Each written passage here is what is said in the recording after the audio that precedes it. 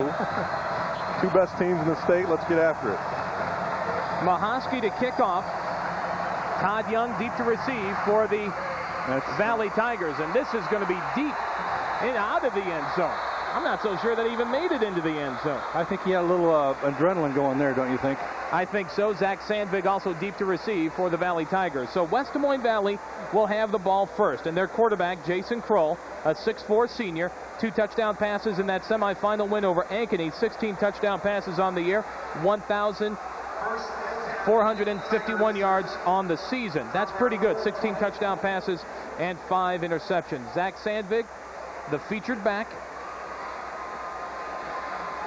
Touchdown runs of 49 and 62 yards in that semifinal win. 8.5 yards per carry on the season. Amazing. I formation in the backfield. Kroll back to pass. Got time. Wings it up near the 30-yard line. The pass is low and incomplete. Well, Bettendorf put about 7 guys up in the line of scrimmage, and they're just telling Valley right away, we're going to make it tough for you to run the ball against us. Pass incomplete to the tight end, Ben Percival. How about the first pass to a tight end, Marv? You got to like it. That's a great opener. There's the road to the Dome by West Des Moines Valley. They beat Des Moines East, Southeast Polk, and Ankeny. Bettendorf defeating Pleasant Valley, Davenport Assumption, and Iowa City High to make it to the Dome here for this 4A state championship. Second down and 10, I formation. Sandvig, his first carry, picks up about 4 yards as he rolls across the pile. Good basic football play, and Anger came from the backside to help finish it off. Had the chance this week to talk to Steve Duncan, the West Des Moines Valley Athletic Director, and we talked about multi-sport athletes. Ben Percival, the tight end for West Des Moines Valley, he's an all-state pitcher. 20 out of the 22 starters for West Des Moines Valley play at least 2 sports. Marv, you went to West Branch. You know, when you get down there, you got to play more than one sport. That's impressive for a 4A school. A lot of times you don't see that, and it's a shame because you like to see guys getting involved in other facets of the high school experience. They'll flip it out to Zach Sandvig, and he's got some running room. He has a first down up to about the 35-yard line. As an old running backs coach, Dave Triplett, you like that play. Well, that's just another way to get your good back outside. They saw the Bettendorfers in man coverage. They cracked the wide receiver back inside and just made a quick little flip to the Sandvig, and you got him running downhill outside. So a lot of times you talk about stretching the field down, north and south. This is the way that the Valley offense is stretching the field east to west, getting that Bettendorf defense spread out. One man in the backfield for West Des Moines Valley. Kroll back deep, turns, fires at the 40, up near the 45-yard line. The pass is caught by Jared Gaskill, the other 1,000-yard rusher, and he is driven out of bounds. Well, it's interesting. Bettendorf's throwing that 7-man in front again, playing man coverage. I think Valley's figuring out they're just going to go one-on-one. Of course, with a guy like Gaskill coming out of the backfield, I guess both he and Sandberg were at the same time. That's really a potent weapon. Nice little West Coast wrinkle there. Just 3-step drop, throw the 6-yard stick route to the slot receiver.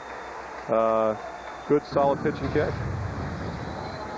I love it when you drop the football lingo like that. That's right. High formation in the backfield. And here is Zach Sandvig again. This time, Bettendorf sniffed out the running play, and it'll be 3rd down and 1 at the 44-yard line. Now, the West Des Moines Valley Tigers, you take a look at the offensive line. There's a lot of experience up there. 4 out of the 5 are seniors. Mike Knapp at 1 tackle. Blake Iberg, the other tackle. The guards, Dan Upchurch and Adam Jessen and Alex Miller, the senior center. Upchurch, the only junior, up front for the starting 5. Zach Sandvig, again, over 1,500 yards on the season. 8.8-yard average, Marv. That's unbelievable. Tight end to the near side, I formation in the backfield. Kroll back, gives it to Sandvig, and oh, did he get it? 3rd and 1 at the 44, and I'm not so sure he got it. I think the Bettendorf Bulldog defense stood up and was accounted for. Well, Mike Geely, the defensive tackle, number 78, made great penetration and knocked that off. They're trying to run the counter sweep. You can see him knock off the interference. Take a look at Mike Geely, big old number 78. Chris Walker, Drew Berry, Chuck Mayberry also up front. Luke Andrusik and Pat Anger and Brent Troy, the linebackers for the Bettendorf Bulldogs. Replay brought to you by Musco Lighting. We make it happen. Wojtek Michaela, the place kicker for West Des Moines Valley. 7 out of 7 on extra points, but this is the punter, Eric Gates. He'll take the high snap, puts his foot into it. This is back to about the 10-yard line. And it's caught by the Bettendorf Bulldogs up near the 20 to the 25-yard line. Tim Jackson, their great running back, returned that one. Not bad. About a 15-yard return, and this is the first time we'll see the Bettendorf Bulldog offense and their quarterback, Ryan Fick. Of course, Ryan Fick's dad played for the Hawkeyes in 1974 and has a lot of the same characteristics as Rob. Good leader of the offense, runs and throws the ball well. Tim Jackson, 3 touchdowns in the semifinal win over Iowa City High, the talented tailback. Jackson also named to the 2004 All-State Soccer team, so there's another 2-sports star featured in this 4A championship game. Jackson's going to come in motion right at him. Vick under center, tight end to the near side. One man in the backfield, and that'll be the give, and a pickup of not much. Mondo Rodriguez, the fullback, 5'11", 196-pound senior, and he was met head-on by Cam Godfrey, the linebacker, number 38, a senior for the Valley Tigers. Nate Templeton, Mike Trueblood, Erez Nager, and Owen Haberman, the front 4 for the Valley Tigers. Rodriguez, that 5-yard average, 3 touchdowns on the year. High formation in the backfield. And the give is going to be to Jackson, and he'll pick up 3, maybe 4 yards. One of the things about Jackson that's similar to another great Bettendorf running back, they're both all-state soccer players. That's Tavian Banks. That's right, Tavian Banks, who had some great years at the University of Iowa, and then I believe Jacksonville in the NFL. Is that right? And then an injury cutting his career short. It'll be 3rd down and 3 at the 32-yard line. The defensive secondary for Valley, Brian Carlson, Todd Young, Mark Brayton, and Dan Heisman. High formation in the backfield for the Bettendorf Bulldogs. Play action fake by Fick. Fick rolling out to this near side. Fick throwing the ball, and it's going to be incomplete to this near sideline. Looked like he had a man coming across, but it bounces incomplete. So the West Des Moines Valley defense held up. It was a heads-up play by Fick. When he saw they were covered, he got outside and scrambled and threw it away so he wouldn't take the loss. Iowa Telecom on this replay, and he was chased out of that pocket. Good play action fake. That freezes the linebackers, but quickly Fick chased out of the pocket, giving chase Ben Hodgen. Well, Valley does have a couple corners that can cover pretty well. It looks like they're trying to go deep to Ivory, but he was well covered. This replay brought to you by Iowa Telecom, advanced telephone and internet services with a personal touch. You know, the great thing there, that goes down as an incompletion, but yet that is a big play from an offensive standpoint to save those 12, 15 yards as you get ready to punt the ball away. Mike Hayward to punt it, 32-yard average on the season. And a couple of players back deep to receive for West Des Moines Valley. The snap and the kick. And taken very quickly and then smothered. Dan Heisman on the catch. Oh, my heavens. Heisman with the catch for West Des Moines Valley, and then just smothered by the coverage of the Bettendorf Bulldogs. We have no score midway through the first quarter. Let's take a timeout from our statewide sponsors for the Iowa High School Football Championships. Why do so many people consistently choose Wellmark Blue Cross Blue Shield for their health insurance? They have the kind of customer service that makes me feel like an individual, not a number. They answer my questions the first time around, so I can get on with my life. I can call or simply go online to get the help I need when I need it. Wellmark Blue Cross Blue Shield, making a difference through better service. Get more out of life when you're reaching out. Gotta get things done, that's what it's all about. Yeah, working or playing, it's the power to do. It's how you live, and we'll be there for you. We bring the power to you every time. You've got the power of lion energy. We're on for you. The Bulldogs punted away. Heisman on the reception for the Valley Tigers. And he was met, I believe, by Andrew Pitts. Big old number 50 for the Bulldogs. Second possession for the Valley Tigers. Troll back to pass, and he is smothered. He tripped coming out of the blocks. Oh, my heavens. Pat Anger came through on the blitz, and might have been just a read blitz, but he came through there. Nobody accounted for him, and big play for Bettendorf's defense. That's the one tough thing about play action. When you're really selling the play action, you got your back to the defense. Here comes Anger, just finishes it off. Jason Kroll, a little stumble when he took the snap from Alex Miller. And he loses about 8 yards on the play. 2nd and 18, the ball at the 30 with 7:26 to go here in the opening quarter. Tight end to the far side. I formation in the backfield for the Valley Tigers. Kroll again, back to pass. Screen, it's going to be set. Up to about the 35 to the 40-yard line. And West Des Moines Valley, Jeff Seligman on the reception, gets back the 8 yards lost on the sack. It was a nice execution of the fullback screen there. Got him back to the original line of scrimmage where they got a chance with 3rd and 10. 3rd down and 10, ball at the 38-yard line. Really good play call, getting them back in a 3rd and 10, 3rd and manageable situation versus 3rd and long. Coach Gary Swenson for the Valley Tigers. Coach Randy Scott, 29 years at Bettendorf, 5th as their head coach. Kroll back to pass. Again, he's under pressure, and the pass is going to be caught. We've got flags on the play. An amazing catch. An amazing catch by Ben Percival, the tight end. I think they're going to get him the guy from behind. He had 2 white jerseys all over him, including Troy Zimmerman. Flag on the play, and it's going to be pass interference on the Bulldogs. You got to like that concentration as a tight end. You know you're in a crowd every time you catch the ball for the most part, Marv, and Percival hung in there. Does a nice job of catching it with his hands, too. That's hard to teach, and a lot of guys want to catch that ball with their body. Defensive pass interference on the defense. Defensive pass interference on the Bulldogs. Our first penalty of the game. Let's take a look at the Musco Lighting instant replay. Jason Kroll back to pass, and there is Percival on the reception, and a couple of guys draped over him. The flag on the play. How many times, watch the backhand, the right hand. A lot of times that defender goes with the left hand over the top, and they reach with that right hand. They grab him by the hip. That's what they called right there. The penalty puts the football in Bettendorf territory. Valley now in an offset eye.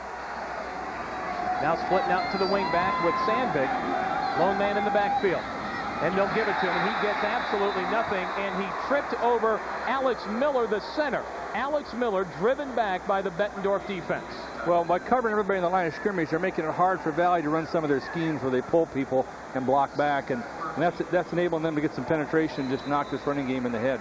That was Mike Geely. That's the second time I've seen him flashing in the backfield. Nothing creates havoc more for a running game than penetration by the defensive line, because you're trying to pull guys, and guys are getting knocked off, and it's a tough way to get the running game going when the defensive line's able to get penetration. 2nd down and 13 for Valley. I formation in the backfield. Now the pitch to Sandvik. He's going to try to pitch it outside. Pat Anger is right there. Nothing doing. Great example of gap control defense.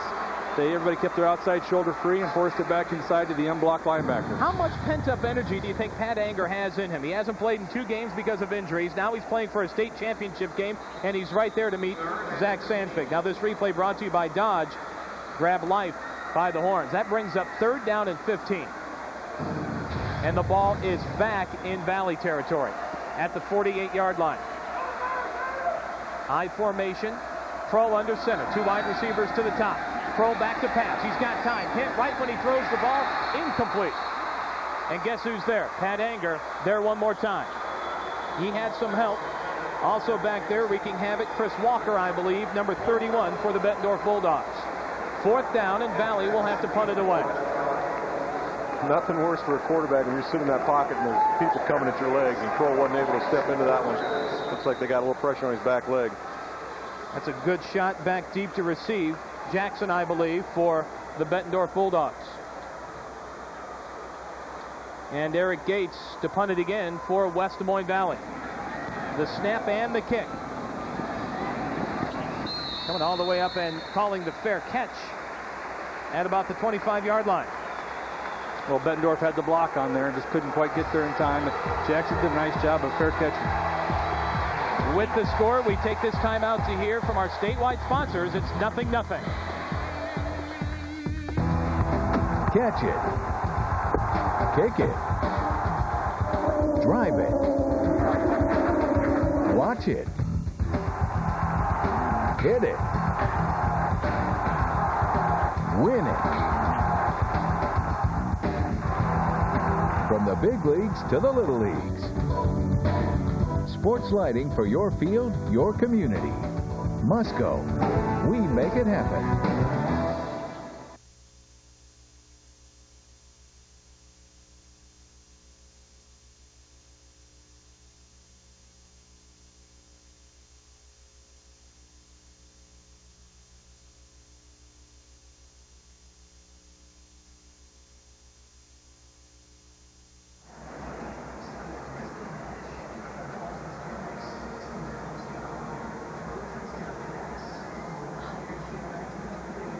with that. Welcome back inside the Unidome, everyone. Under 5 minutes to play here in the first quarter, and we have no score. Before we do anything else, on a personal note, I have to wish my father a happy birthday today. John Allen celebrating a birthday in Iowa City. Longtime high school teacher at Iowa City, Regina. So, Pop, a very happy birthday today. We've got to introduce the Bettendorf offensive linemen. We will do that here in just a moment. Bulldogs, their second possession of the game. They've got the ball at their own 24-yard line. Quick drop, fires up near the 28-29-yard line. And that play sniffed out quickly, Marv, by the Valley defense.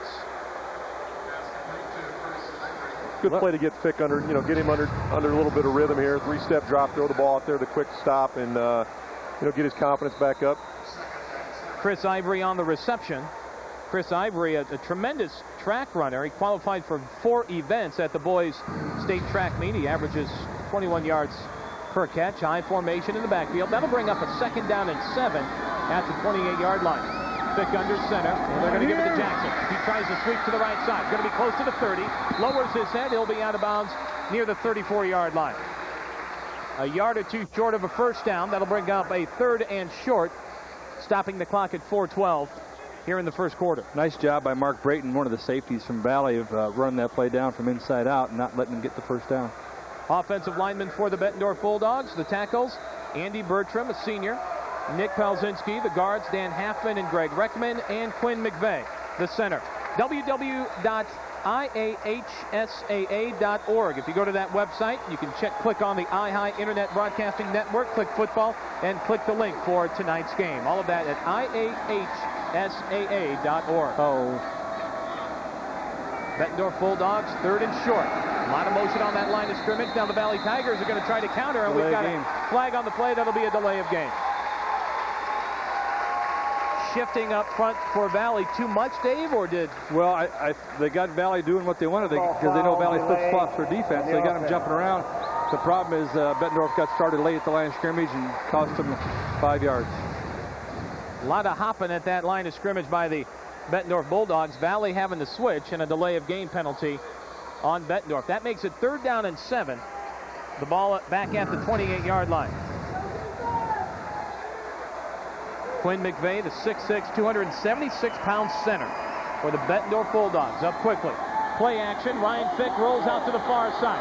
He's got a man open deep. He's going to unleash it all the way downfield, and it's caught, and this will be a touchdown. Touchdown Bulldogs. All alone downfield was Chris Ivory. The defender, for some reason, broke off coverage. Well, I'll tell you, that was a great job because Ivory ran about a 10-yard out. He saw that Fick got flushed and turned it up the field. I think the defender lost track of where the quarterback was, and Ivory just kept on going.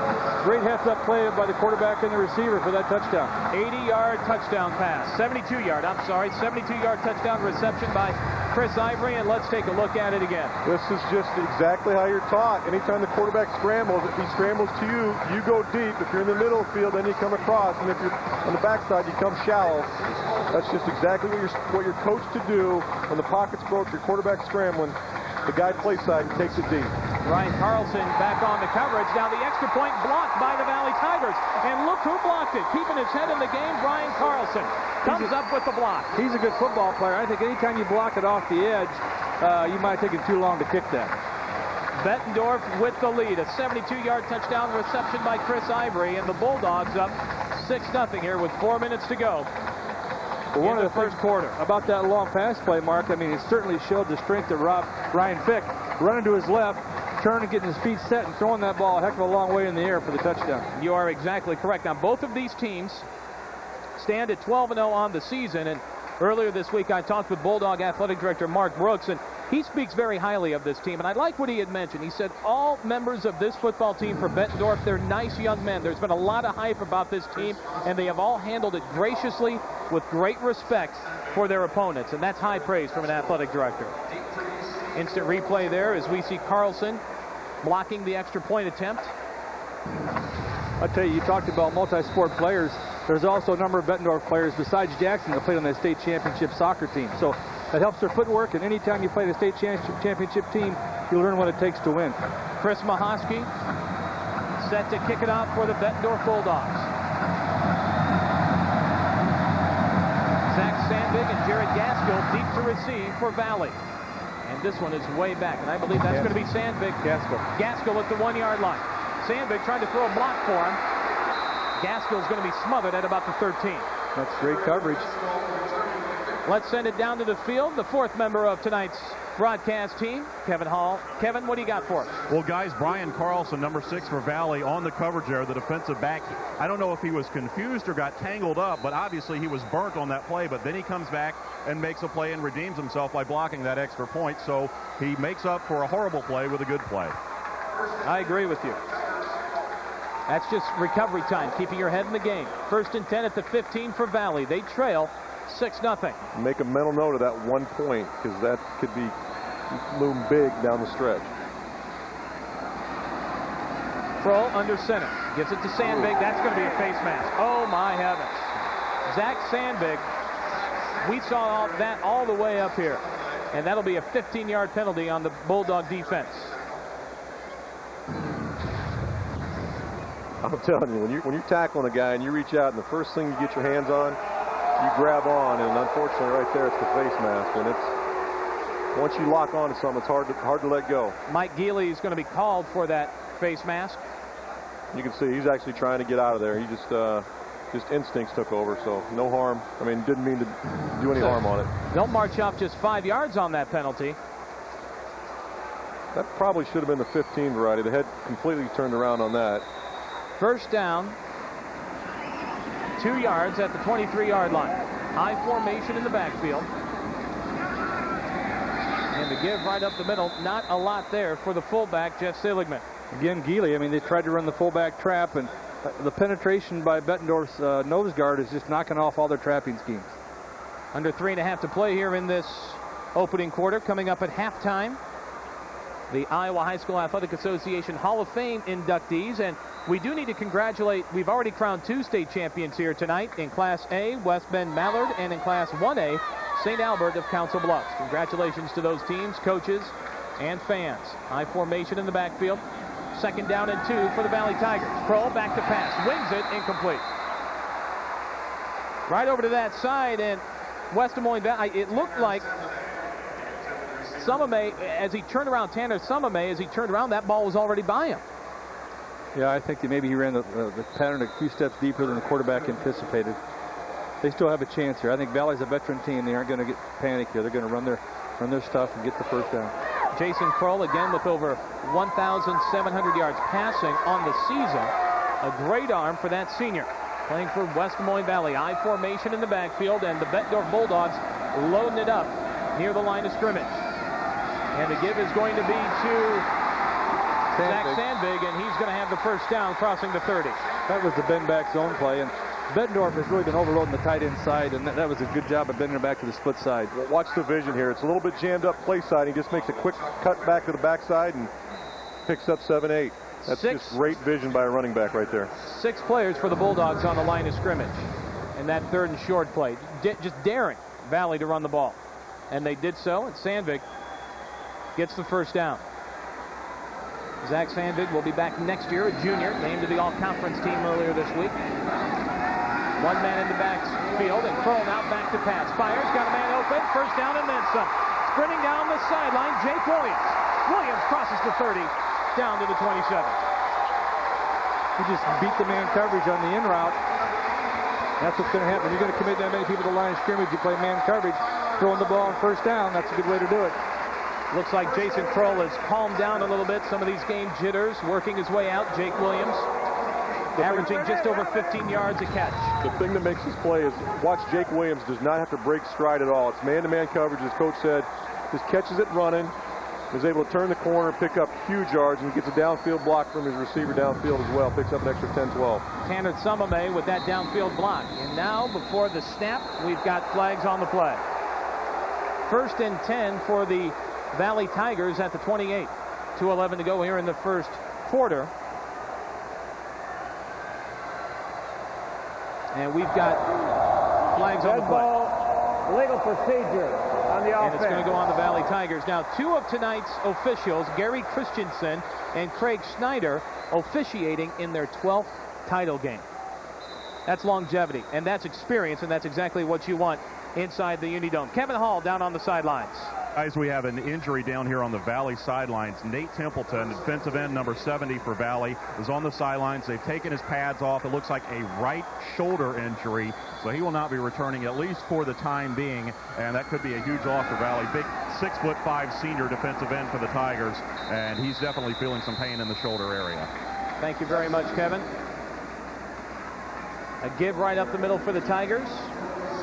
That was the fullback trap again. This time they did a nice job of blocking back on Geely and got, I think, 5 yards back, get back to the original line of scrimmage. And that's a powerful picture right there, is coming off the field, Jeff Seligman, and he's got a little cut on the eye that they're going to take a look at. My heavens. Now they got Gaskell in a fullback to take his spot. You don't lose a whole heck of a lot there, do you? Certainly a good athlete. 2nd down and 9, football at the 27. High formation in the backfield for Valley. Pro, play action, back to pass. He has time, lost it, and there's absolutely no one there where he put the football. That'll bring up 3rd down and 9. Now, we should explain, and I think a lot of people who are fans of high school sports and they see the Class A and the Class 1A, 2A, 3A, and 4A, and they wonder, what's that mean? Well, it's got to do with the enrollment and the school size. Class A is the smallest classification, and the enrollment deals strictly with freshmen through senior class. So Class A, the smaller schools, then 1A, 2A, 3A, and 4A, this being the 4A state championship. Now, 8-man, their state championship game comes up tomorrow, and then the 2A and 3A state championship games. Zach Sandvig on the carry, picks up a couple. It'll be 4th down and about 6. Ran the draw. Nice job by Valley's linebackers of keeping the draw between them, so couldn't get a big play. Wojtek Michaela, chances are he's going to come on and try for the field goal. Valley has not tried a lot of these. He's got 3 field goals this year, so I guess they're used to scoring more touchdowns. Well, he was 7 out of 7 in extra points in the semi win over Ankeny. 56 out of 61 point after attempts on the season. Wojtek Michaela on to kick the field goal for Valley. His longest is 29. This is a 42-yarder. The snap, the kick, it's up. He's got the distance, it's got the height, the length, it's up, it's in. Wojtek Michaela gets his team on the board with 15 seconds to go here in the first quarter. 6-3 is the score. Bettendorf leading West Des Moines Valley. You know, Dave Triplett, you are so right. Let's remember, it was a 72-yard touchdown strike to Chris Ivory from Ryan Fick. The extra point block, that 1 point could loom large in the outcome of this game. Actually, that was Mar that said that, but I'll take credit. You're right. Well, I'm sitting next to brilliance on both ends. So. Well, the great thing about the Carlson kid is that's what a competitor, that's what an athlete's all about. Something happens bad, he overcomes the adversity, gets back up the next play, he makes another one. So 6-3, I think this is interesting. We'll see what happens. That was a great kick for the kid from Valley. 15 seconds to go here in the first half. Michaela now firing up the special teams of the Valley Tigers. Seriously, though, getting back to the point of Michaela's kick, that thing had a lot of height to it, too. That certainly did. Way up there. That probably would be good for 46, 47, 48 yards with a lot of height. Pretty impressive kick. Tim Jackson deep to receive for Bettendorf. So the Valley Tigers are trying to become 3-time state champs in Class 4A football. 2 years ago, they beat Bettendorf in the championship game. Then they won it again last year, and now the Bulldogs and the Tigers meet one more time. Wojtek Michaela the kick. It's high end over end. And this will go into the end zone for a touchback. 1st and 10 for the Bettendorf Bulldogs at the 20-yard line with 15 seconds to go here in this first quarter of play. That was a nice job of, he waited to see how they lined up down there and kicked the ball away from Jackson. Can you blame him?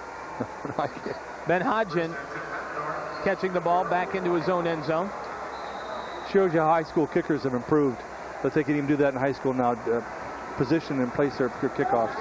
Ryan Fick at quarterback for the Bulldogs. I formation in the backfield. Spin move. They'll give it to the first man through the hole. That's Mondo Rodriguez. He'll spin his way up. A pickup of 3, maybe 4, and that'll be the final play of the first quarter. Bettendorf leading West Des Moines Valley 6-3. First quarter is all said and done. A 3-point lead for the Bulldogs. We now pause in the action to hear from our local sponsors for the Iowa High School Football Championships.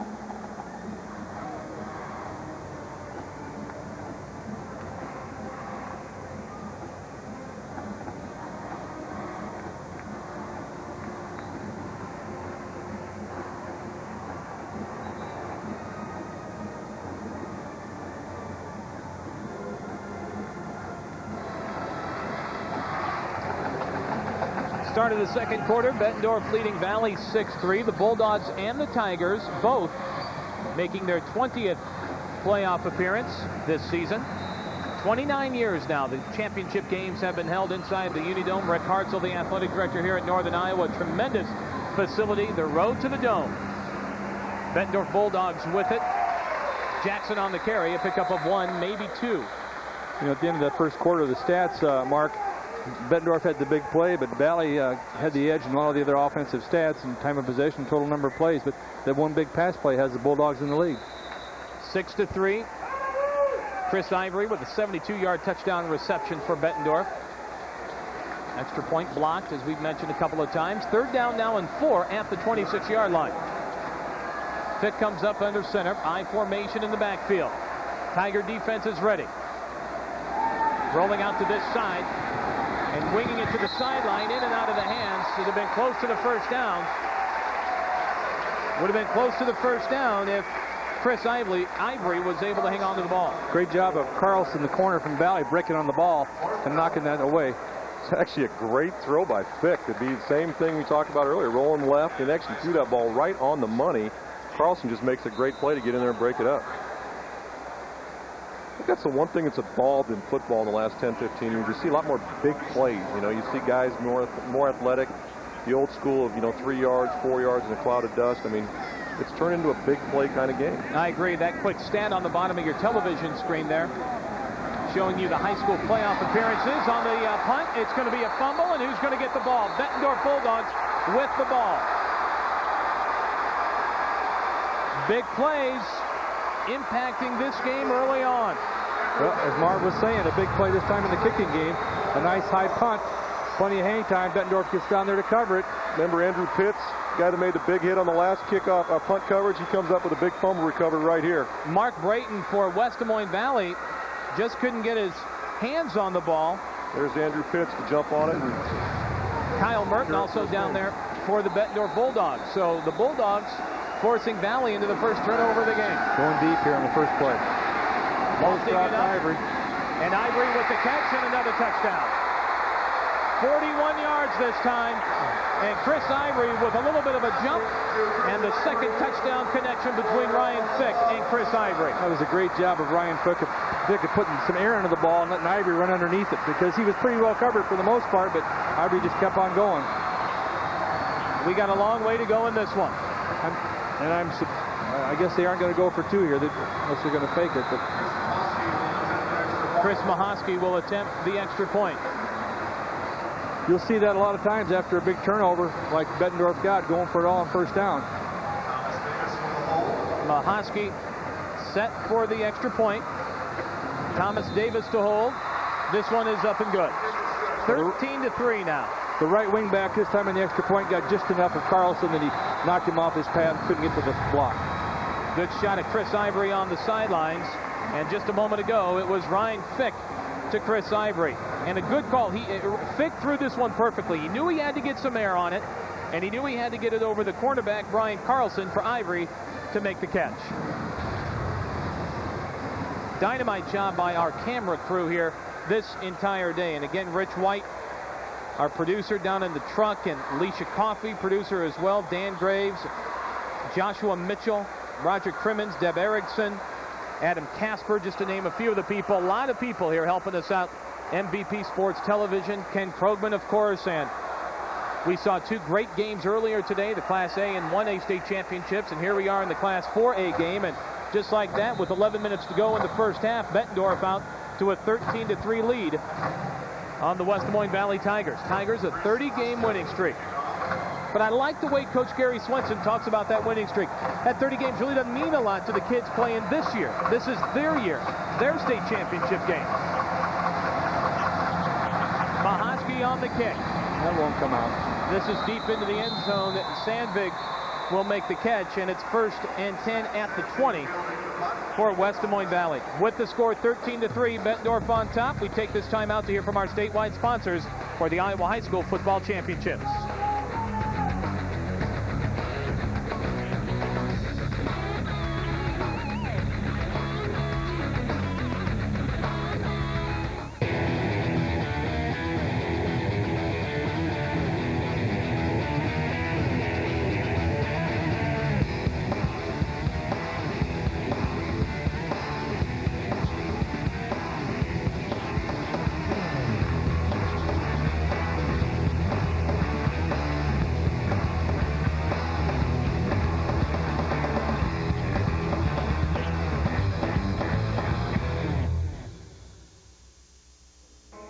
Sue and Tony decided to have a little fun 9 months ago.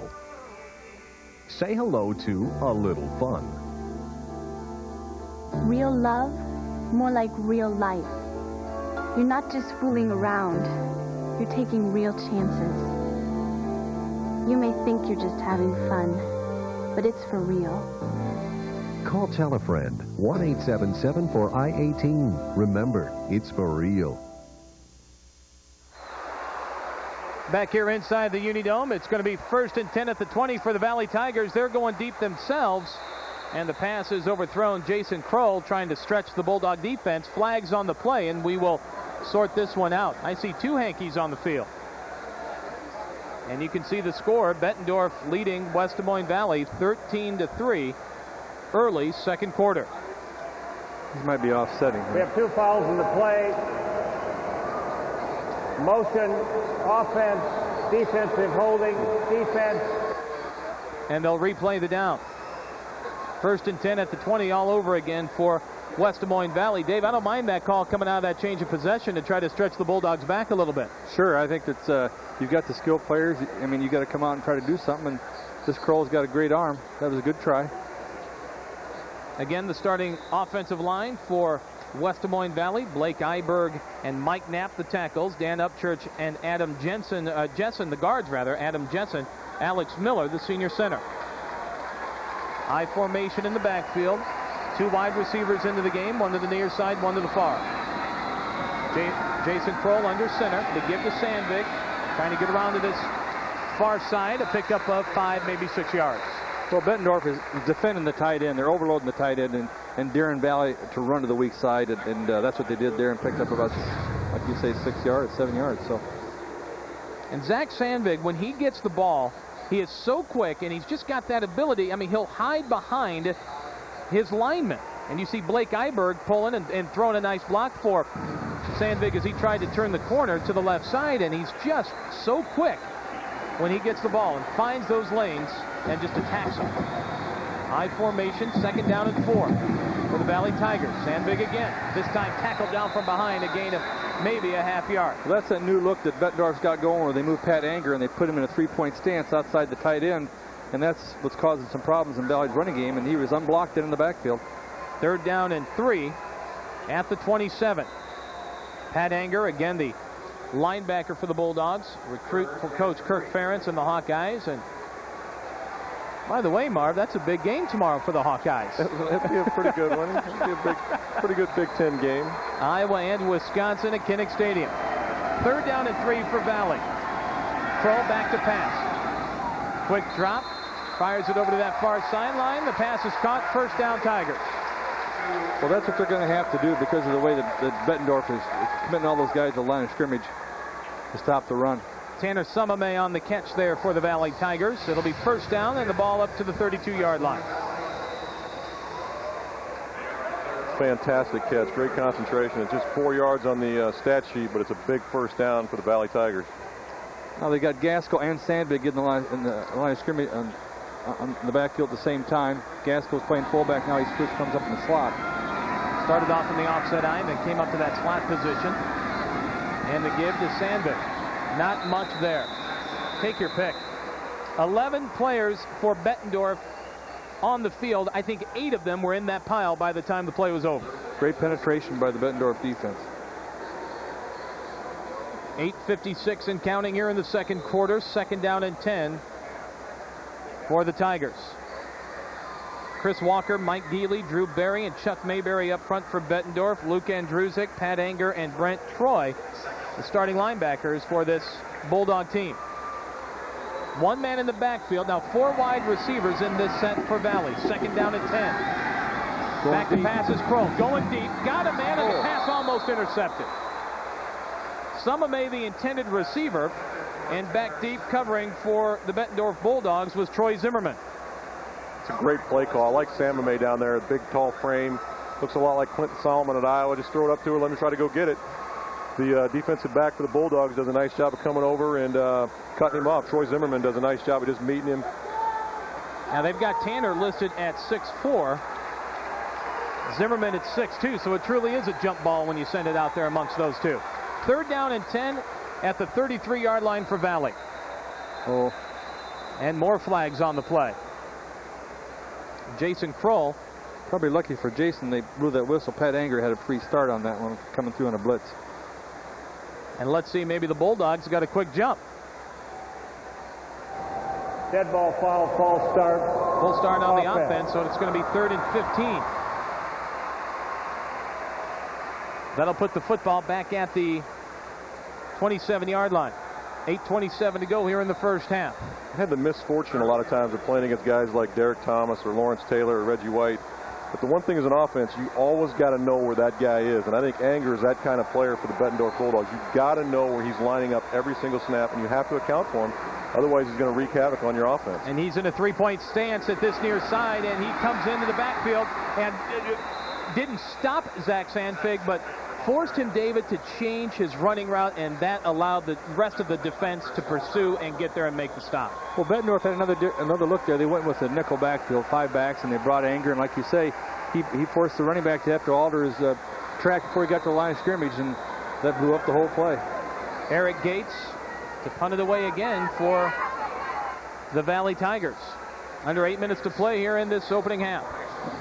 Deep to receive for Bettendorf is Tim Jackson. The snap and the punt by Gates. End over end, not particularly long. Jackson's going to pick it up off the hop, gets it up again to the 31. It'll be 1st and 10 for Bettendorf at the 31-yard line. I know this may sound pretty simple, but if you can get your eye back to the line of scrimmage untouched, you got a chance. And as you can see, Valley's having a problem doing that. I would agree with you. Let's head down to the sidelines one more time. Down here on the sideline, I'm visiting with Bettendorf head coach, his wife, the better half of the Scott combination, Carrie Scott. Carrie, how are things going so far? You've got to be very pleased. Very. It's been a great first half so far. First quarter was great. I've got to ask you, how nervous are you? You know, I've been all season really calm. I've been calm all season. I kind of had a little mini meltdown before tonight, just kind of getting really nervous, but I'm okay now. Kids are playing their hearts out. Now, I want to ask you, Brad's been at Bettendorf for how long? Randy's been there. Randy, I'm sorry. That's okay. He's been there 29 years. This is his 29th season at Bettendorf. Came right out of UNI. And he's been the head coach 4 years now. That's right, since 2000. This is old hat coming to the Dome for you guys, especially with the semifinals. I think you've made it 6 of the last 7 years. Ever get old? Never. We're so thankful to be here. We love this place. And this is a family affair because your son is a freshman. He's a freshman at Bettendorf High School. And he'll be on the varsity next year. Probably sophomore, but we'll see what happens. Uh-oh, you've got a big play going here. Tim Jackson. Again, he's got Action Jackson. Well, thank you very much for the time, and good luck the rest of the game. Thank you. Thank you very much for being here. Thank you much, Chuck Reed. And yes, Tim Jackson, a big run crossing midfield, a pickup of 30-some-odd yards on that carry and down to the 32-yard line. It's a pretty basic play, but he makes a nice move at the second level. All of a sudden, he's gone. You know you're good when you got a nickname. Action Jackson, You know? that's right. What was yours, Marv? I don't know. I mean, Marvelous. This replay brought to you by Dodge. Grab life by the horns. I formation in the backfield. Tim Jackson, 5 carries, 47 yards. They'll give it to him one more time. And this time the Valley defense has an answer for him. Jackson, no gain on the carry. 6:40 to go here in this first half of play. 2nd down and 10. That was a great job by the defensive end, Matheny, of stuffing that lead back and forcing the play to bounce back outside. Bettendorf Bulldogs at 12-0. Valley Tigers at 12-0. The winner takes home the Class 4A state championship. Ryan Fick gets under center again with 2 men in the backfield, Mondo Rodriguez and Tim Jackson. 2 wide receivers in the set. Thought about the screen, and now he's going to drop back. He's being chased out of the pocket, finally fires, finds an open receiver down that far sideline, knocked out of bounds, but it's going to be good enough for the first down. Mondo Rodriguez, the fullback, with the catch. Well, they had a double screen there, and that was all Ryan Fick because Rodriguez is covered there, but Fick rolls out, bides time, forces the defender come up, and dumps it off to Rodriguez. He made something out of nothing there. Dave Triplett, watch this play now. Fick drops back. There's the screen once, decided not to take it. Now he is way back in no man's land before Mondo Rodriguez finally finds an open space and is able to get to the first down. The other impressive thing is the offensive lineman didn't go downfield. They waited until the ball was actually thrown and completed before they turned upfield and went downfield and blocked. The pitch to Tim Jackson, and he is going to be wrestled to the ground by Ben Hodgin. Hodgin on the stop for the Valley Tigers after Jackson picks up a couple. Dave, did you have a nickname as a kid? I mean, Action Jackson, we've heard his nickname. Hey, you. Second down and 5 for the Bettendorf Bulldogs. Valley Tigers now defending. 13-3 Bettendorf. This is a big defensive stance here for the Valley Tigers. Fade route. Back to pass. Touchdown. Jump ball. It's going to be caught and touchdown. Tim Jackson. They moved him out to flanker, and he ran the fade route. So he's a second leading receiver, so obviously he's got some skills catching the ball. Tim Jackson, the senior running back, a big run on that drive of 33 yards, and then he catches the touchdown pass. Fade route, just throwing the ball to a spot outside. Let your player go make a play. This is a nice throw by Ryan Fick. This throw had to be perfect. A lot of times they'll set a garbage can out there and let the quarterback just throw it up, and they want to try to land it in the garbage can. That's exactly what Fick did right there. Cassius Mason trying to defend for West Des Moines Valley. And the extra point with emphasis by Chris Mahosky. It is now 20-3. The Bettendorf Bulldogs over the #1 West Des Moines Valley Tigers. That's the score. Let's take a timeout to hear from our statewide sponsors for the Iowa High School Football Championships. Call your Grinnell Mutual Reinsurance for financial protection that insures your home, your garage, your possessions, the whole 9 yards. Grinnell Mutual Reinsurance, a policy of working together. It's not just a line when we say Grinnell Mutual Reinsurance gives you neighborly local service. It's true. Our agents are so close by, all you ever have to do is whistle. Grinnell Mutual Reinsurance, a policy of working together. It's all good at Casey's General Stores. Pick up a large specialty pizza for $9.99. Nesquik for 99 cents at Casey's General Stores.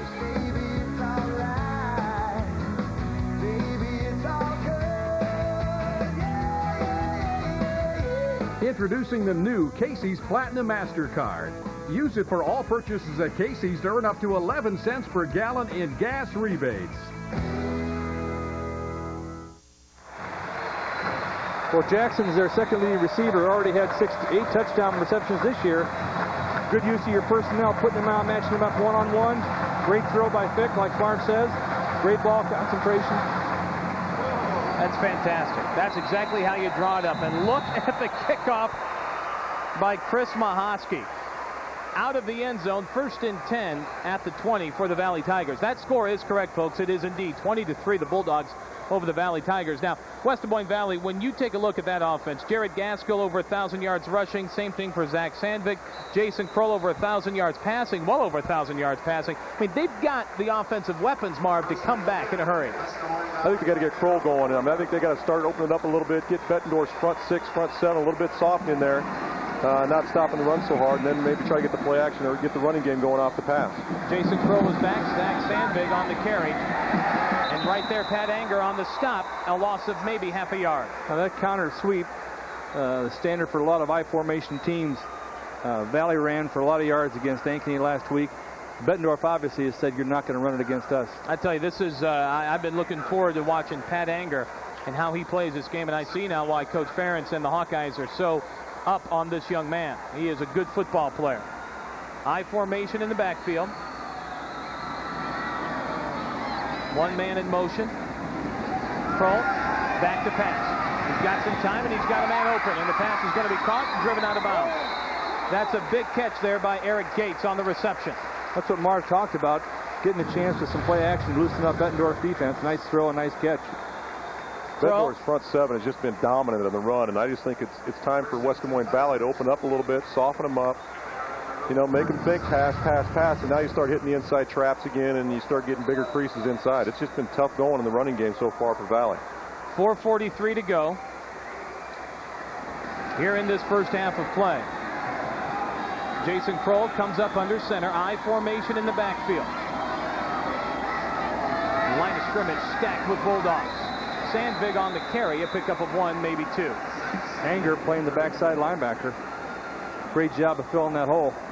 Bettendorf's done a nice job. They've covered everybody up, so they're allowing Anger to run free to the football, and he's sure making his presence known to the Valley running back. Pickup of about 2. Now, Ron Aiken is the defensive line coach for the Iowa Hawkeyes. And last year when I interviewed Ron before an Iowa game, we talked a lot about what does the defensive line want to do. And he came up with a great comment. He said their job is to move the line of scrimmage backwards. And I thought that explains a defensive lineman's job. You got to move the line of scrimmage backwards. Pro on the pass, and the pass is caught. Oh, my heavens. Big play city. Touchdown, West Des Moines Valley. Jake Williams on the reception. Well, that's a 62-yarder. That's not too much different than the pass picked through to Ivory. There's a play-action post route, and he got it behind the defensive back. And if you're going to put 7, 8 guys in line of scrimmage, your good corners are going to be a one-on-one. Jake Williams on the reception for West Des Moines Valley, his 7th touchdown catch of the season, a 62-yarder. And now Valley will try to add the extra point. Wojtek Michaela, 56 out of 61 on the year. That one is no good. Pushed it to the left side. With the score, 20-9. Bettendorf leading Valley. Let's pause to hear from your local sponsors from the Iowa High School Football Championships.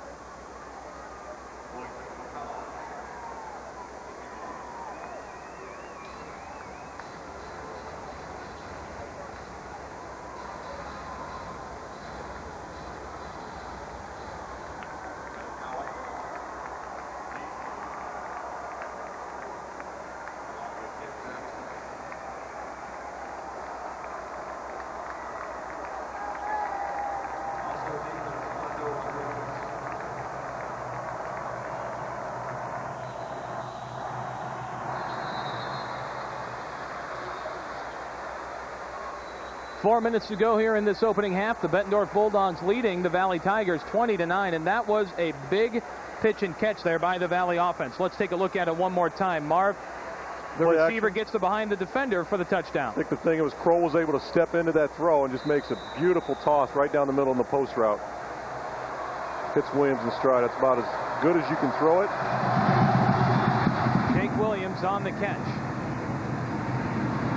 Bettendorf Bulldogs on the kick return, bouncing it out to the outside. A little bit of running room there for Mondo Rodriguez, and he goes out of bounds on that far sideline. Close to it. It'll be 1st and 10 at about the 26.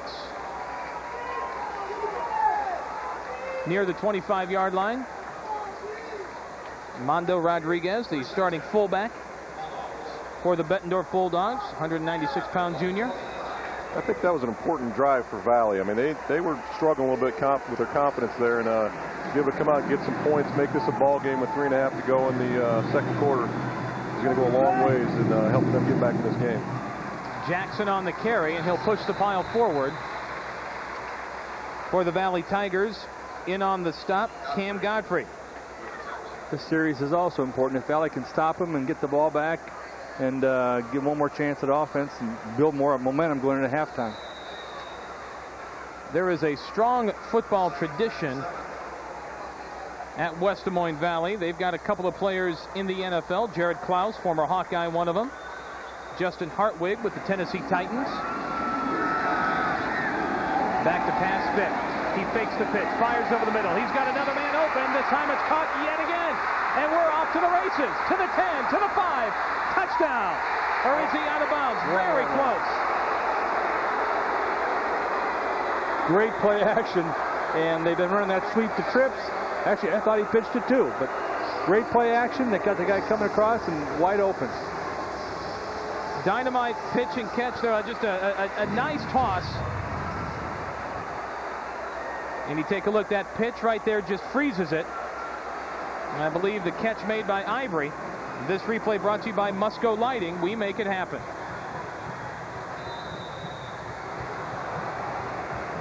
First and goal to go at the 1-foot line for the Bulldogs. There you go, Marv. You recognize that formation? He can score. They tried to bounce it up and over, and I'm not so sure they got it.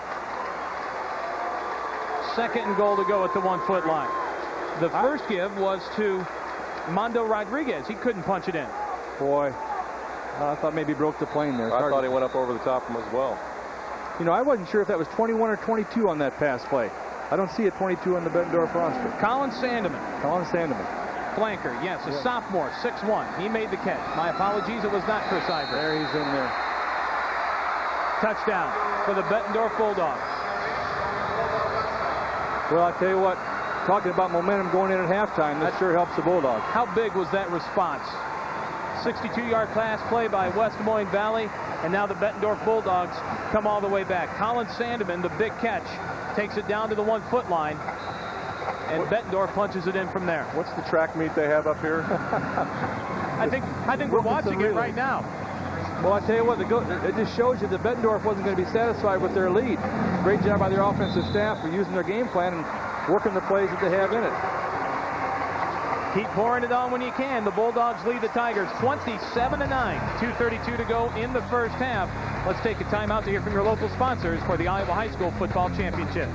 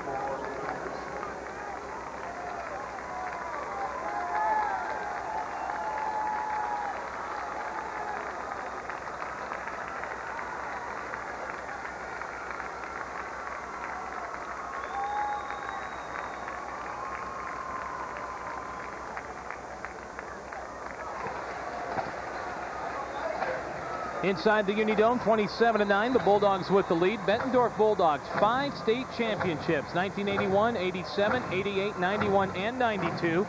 This quick stat has been figured out with interest by our staff here at Northern Iowa and the Principal Bank, offering 24-hour banking services when and where you need them. Visit principalbank.com today. And, of course, Randy Scott was an assistant on all those to the legendary Merv Hobenick.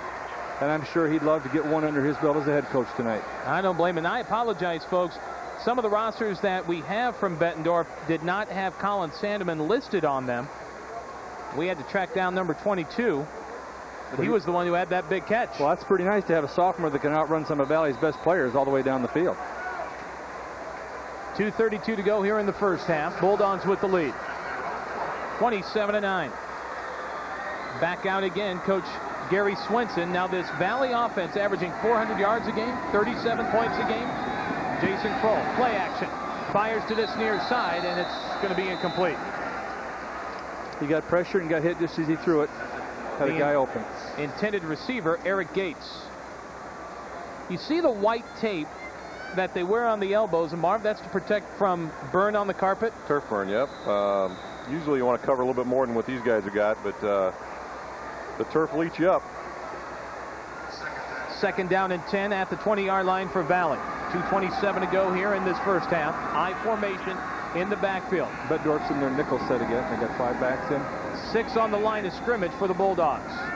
And the give to Sandvik. Tries to bounce it outside. He is going to be hit behind the line of scrimmage by Pat Anger. You know, they talk every now and then, Marvin, you hear about one running back or the quarterback. Like when you're playing Michael Vick, you know, you've got a rover. Now, I've never heard of an offense needing a rover for a linebacker, but you almost need that for Pat Anger, someone specifically assigned to him. I honestly, when we played Derek Thomas or you play a Reggie White, you have to account for him. You have to bring an extra guy. You got to chip with a tight end. You got to put a fullback and spy the fullback on him. You have to account for guys like that because, I mean, it's scary to think that this guy may be not 100%. And this guy's all over the field, and he's been out with a couple, bad back for a couple games. This is an impressive performance right now for this young guy. 8 tackles tonight, 3 for loss, 1 sack. Now the Bulldogs are going to take a timeout. Randy Scott and the Bulldog coaching staff calling this timeout, talking to the defense, but also you're stopping the clock at 2:19. It's 3rd down and 11 right now. You know you're going to get another crack at the end zone. Well, I'll tell you what, they're thinking ahead. You're right, they're trying to go for everything they can get before halftime. And we've got a great crew. I know I've complimented them already, but we've had a wonderful day here so far. Our 3rd state championship game here today, the 4A finals. Tomorrow, the 8 player at 10 a.m., the 2A state championship at 1, the 3A state championship at 4. Everyone working hard to bring you the state championship games on live television for the first time since 1985. 3rd down conversions, Valley, 3 out of 8 on the night. And the draw play to Sandvik. He'll break a tackle once, twice. That's going to be close to the first down. In on the stop, Tyler Holly for Bettendorf. That was a big play there for Valley. They get the first down and keep the ball.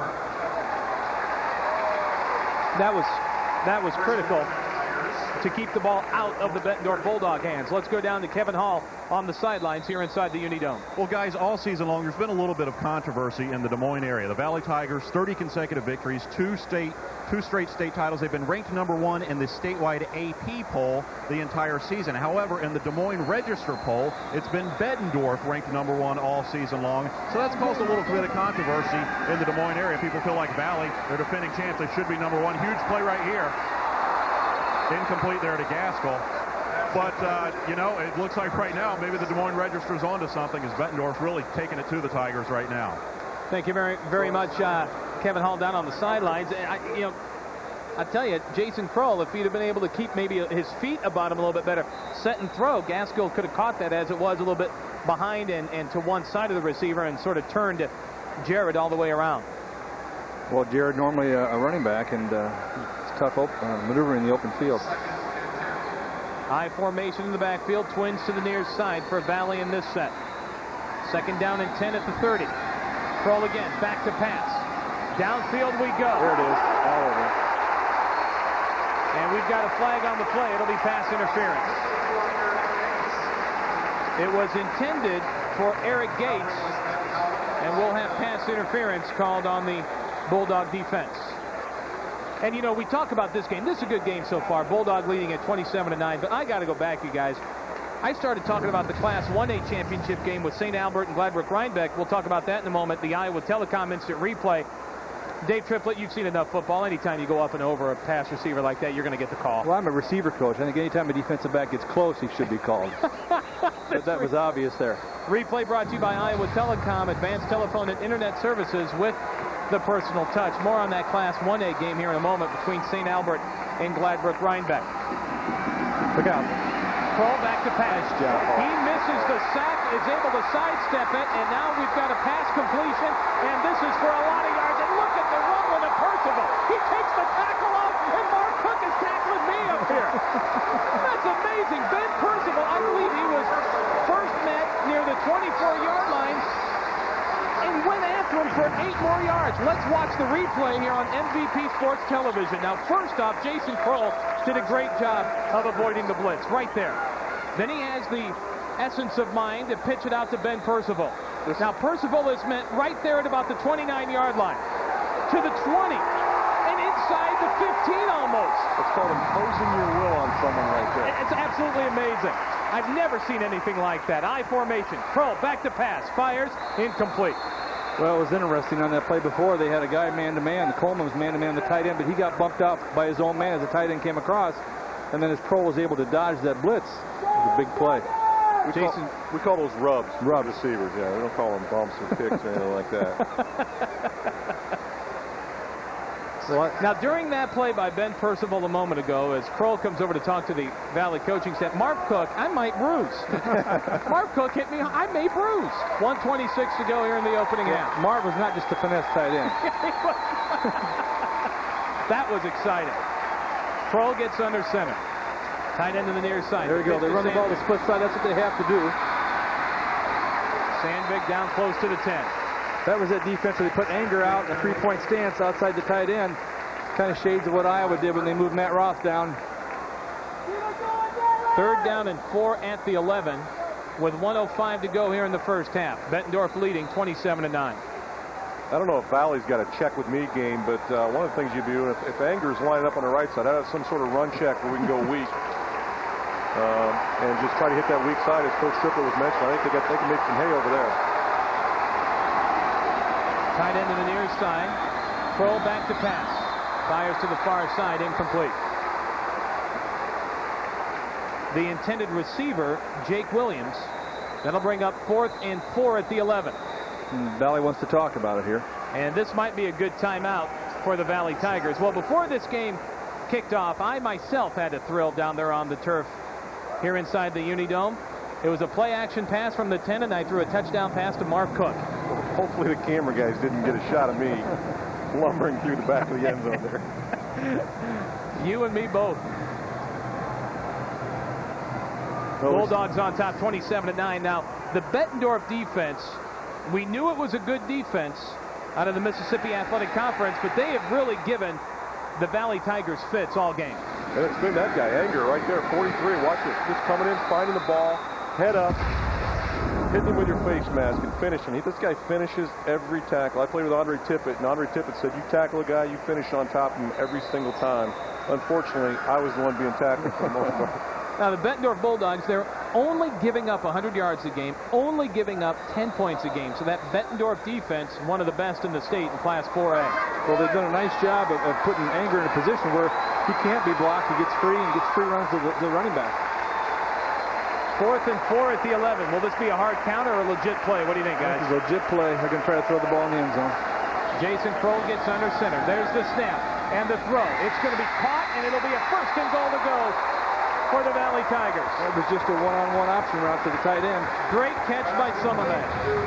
That's a tough catch because the defense was all around him. Let's take a look at the replay. I like him in the slot. I think that's a good matchup for Valley. I just keep pounding this guy the ball. Big 6'5" guy, catching the ball with his hands. Great concentration. Valley Tigers 1st and goal to go. See if they run the ball to the split side here. Clock is running under 30. Kroll to Sandvik. He waits for the blockers, waits for the hole to develop, and then he dives into the end zone. I'll tell you what, this is like Rocky Balboa. He's down on the map, but he comes back up. He keeps responding. This is going to be a heck of a football game. 27-15 right now. Bettendorf leading the Valley Tigers. They may go for 2 here to try to get it to a 10-point game. The last 2 possessions for both teams, they've ended up scoring. 26 seconds remaining, and Valley is going to take another timeout. Jason Kroll there. Nice celebration, but Coach Triplett, Sandvik got the handoff, and he had to wait. Well, I tell you what, he did do a nice job of waiting for the hole to open up. That's the first time. That's one of the few times tonight the offensive lines had some surge. They did a great job as a tight end play. I was wrong, but they ran with their best back over their best lineman. They got the touchdown, and I tell you what, they can get 2 points here. That gives them some momentum, some emotion going back in the locker room for the second half. Down to the sidelines during this timeout, Kevin Hall. Kevin, how are you tonight? Well, guys, what a gutsy call there by Gary Swinson. Down in that situation, you want to come away with some sort of points. They decided to go for it, and it paid off for him with a touchdown. And talking about Gary Swinson, he is one of only 3 coaches in Iowa high school history to win state championships at 2 different schools. In fact, it was 10 years ago to the day where Gary Swinson guided his first team to a state championship. That was at Spencer High School. 10 years ago to the day, November 19th, 1994, Swinson won his first state title. Now he's going for his 3rd consecutive. See if they're going to throw the tall guy, Marv, number 83. He's out here in the corner. See if it's a fade route to him. Valley Tigers to get the offense set. Kroll under center. They're going for 2. He'll roll out to this near side, and the pass is going to be intercepted, but we'll have pass interference. Well, that might be offensive pass interference. Let's see what happens. Let's see what happened. Tyler Holly came up with it for the Bulldogs. He blew it dead. Is that a procedure or to blow the play that... Ineligible downfield. Ineligible receiver on the offense. I guess they covered each other. Point fails. When they made their set change, I guess they covered the inside receiver. So 2-point conversion, no good for the Valley Tigers. 27-15 is the score right now. Valley will kick off to the Bettendorf Bulldogs with 26 seconds remaining. Well, after their semifinal win over Ankeny, I had the chance to talk with Coach Gary Swenson of the Valley Tigers. We talked about going for the third straight title, how much work it's been, how much enjoyable has it been for him and his coaching staff. 17 career playoff appearances with Spencer and Valley of West Des Moines. And he told me, it's always a lot of hard work. You work hard. All coaches work hard. Even coaches who are 1-8 work hard. When you've got good players and a good staff, you have a chance to win, and we have both. When those are in place, you got a chance to win. Coach Gary Swenson of West Des Moines Valley. And I really appreciated that fact. There's coaches out there that don't make it to the Dome, that don't make it to the playoffs, but they work just as hard at their craft. Well, Gary Swenson's a great coach. They're like Randy Scott. They're the type of people that you like to have representing Iowa high school football. Very soft-spoken, understated guy, but one of the top coaches ever in the state of Iowa. The one thing you see in football and high school level or college level is you see a great game on a Friday or Saturday night or Saturday afternoon, and you don't realize the hours, the film breakdown, the weight room, the training room, and all that stuff that goes along with the game. It's a 60, 70-hour week a lot of times. The Bettendorf Bulldogs, they put 3 back to receive so they can get a return on no matter where the ball was kicked. Matt Gowan getting the ball on the kick, takes it on the one hop. Mondo Rodriguez was back there along with Tim Jackson. So the Bulldogs put 3 deep just to bring the ball up. And they've got it 1st and 10 at the 27. Well, we'll see if they're content to run the clock out or they want to try one more time. I know what Marv wants them to do. It's interesting. We watched a great defensive game, and I absolutely loved the first game we called earlier today. And then to see this one tonight is a great game as well. Just 2 different styles and both fantastic football games. Take a look at some of the numbers there of Ryan Fick, the Bettendorf quarterback. He's having a great night. Ryan Fick on the pass, got a man open, and it's intercepted. And that one just hung up there a little too much. I believe Jackson, the receiver, Tim Jackson is who they were looking for. And the ball just hung up there a little too much, and coming down with the interception, Mark Brayton of the Tigers. Well, I tell you what, they went for it maybe once too often. This is the sophomore kid again, number 22, Mark, and you're right, hung up there too long. Great job of breaking on it by that safety. Yep, Colin Sandeman, you are correct, number 22. Well, I tell you what, Valley is an opportunistic team. They've really had the turnover margin this year, and let's see what happens if they can make something out of it. Well, first of all, the 25-second clock's running, so they got to get out there. Mark Brayton, a good shot of him on the sidelines by our camera crew. 14 seconds to go here in this first half. Bulldogs up by 12. Couple of shots to the end zone, maybe. Coming up under center, Jason Kroll. Going to give it to Sandvik. Sandvik looking to throw, and he fires it down the middle of the field, and it's going to be well short of the intended receiver. And guess who was in his face? Pat Anger right in his face as he tried to throw it. And that's tough. I think it's tough to throw. Now, Sandvik wears gloves. And I think, Marv, when you get that pitch to shift that ball around in your hand and get into a throwing position, I think that's tough to do. Yeah, I'm not a big fan of the whole glove thing. I really don't think they help that much. I think when you get a little sweat on your hand gets tacky, it's actually a little bit better. But this is, as Coach Triplett mentioned, here comes Anger. I'd get rid of the ball, too, if I had Pat Anger bearing down on it. Here, take it. Take it. That is exactly right. Hot potato. 9 seconds to go here in this first half of play, 27-15. Stay tuned for halftime, folks. Iowa High School Athletic Association, the Hall of Fame inductees will be announced. We've got a couple of great interviews coming up for you. All of that happening here at halftime inside the Unidome. Valley of West Des Moines and Bettendorf playing for this 4A state championship. 27-15 now, Bettendorf with the lead. The one thing it does say about Bettendorf is that they are very confident with their defense. I mean, here they had, very little time, but they were willing to take a chance from the offensive standpoint on their side of the field because, if it does get picked like it did, they're confident enough in their defense to go ahead and stop the Valley offense here before the half. See if they go. Here's the Hail Mary. They're going to try to throw the 83, the tall guy, get the ball up to him. 3 wide receivers to the near side, right at the bottom of your screen. 1 man in the backfield.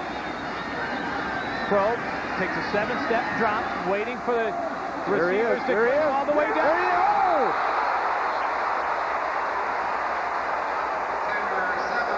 In and out of the hands of Tanner Sumame with 1 tick left on the clock.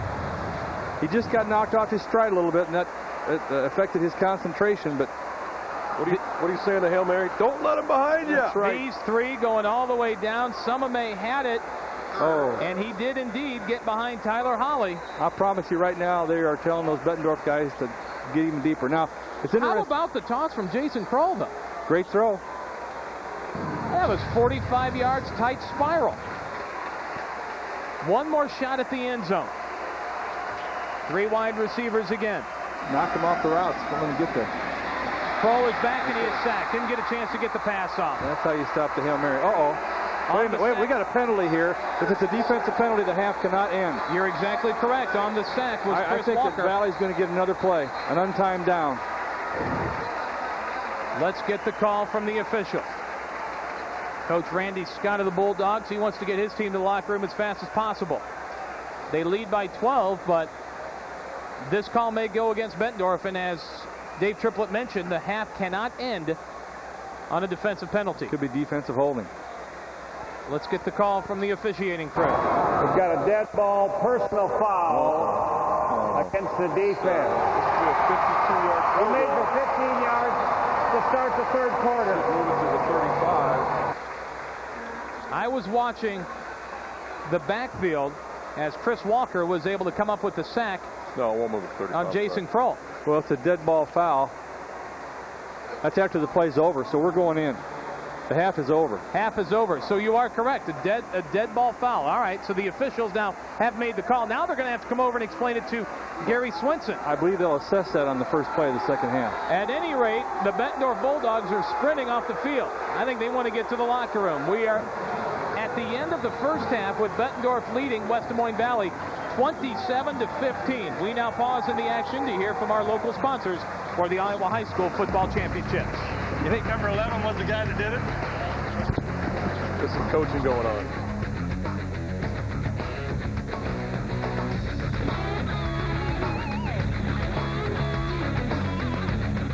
We're serious about fun and games. The Rec Room, the Rec Room. We're serious about what we do. We've got great ideas for you. From pinball and pool to bars and stools, we've got the stuff to make your Rec Room cool. Incredible selection, you won't believe it.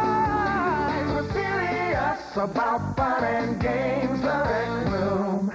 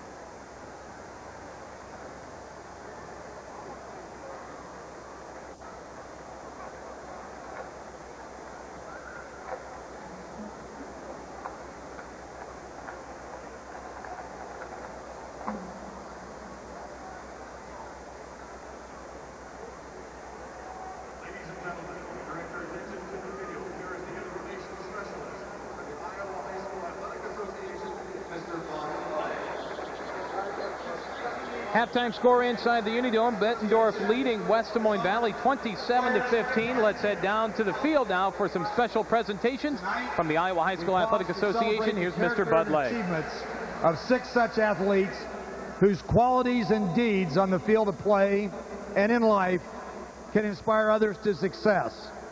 Presenting the awards, members of the Board of Control of the Iowa High School Athletic Association, Ron Sadler, the chairperson and superintendent of schools at Howard Winneshiek Cresco, and Mr. Dennis Presnell of Ankeny, representing the Iowa Association of School Boards. Our first 2 honorees will be introduced separately, but they stand together tonight for good reason. They are brothers, and their high school and lifetime accomplishments and contributions to football are significant, strong enough that the family name has become synonymous with great football. This older brother and his father were instrumental in starting the football program at Wilton High School in 1948, his senior year. He started as a spin back in a single wing offense and also played linebacker. With only 1 year of high school football, he also captured the eye of legendary Iowa coach Forrest Devashevsky, who recruited him to the university.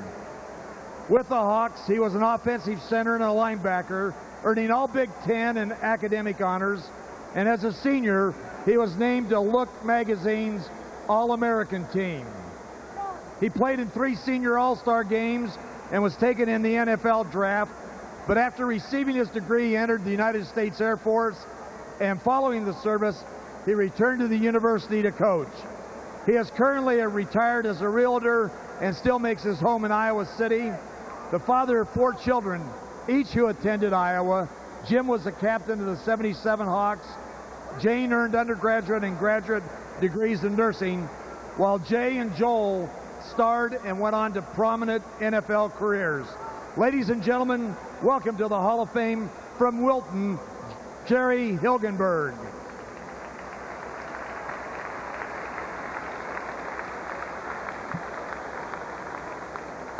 The younger brother was a gifted all-around athlete who won 4 letters in football and also starred in basketball, baseball, and track.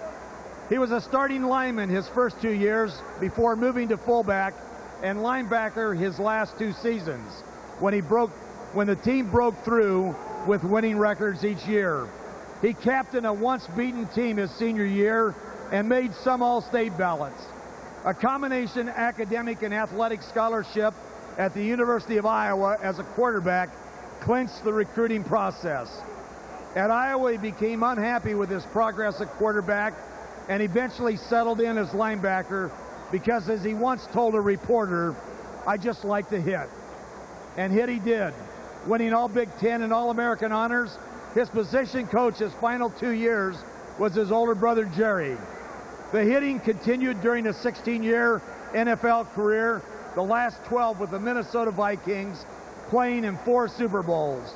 He had impressive performances against the best running backs and teams the NFL offered. He also became active in the Fellowship of Christian Athletes. Currently, he's president of the Midwest region of Clark Consulting. He and his wife reside in Prior Lake, Minnesota, and have raised 4 children. Please welcome back to Iowa, Hall of Famer Wally Hilgenberg.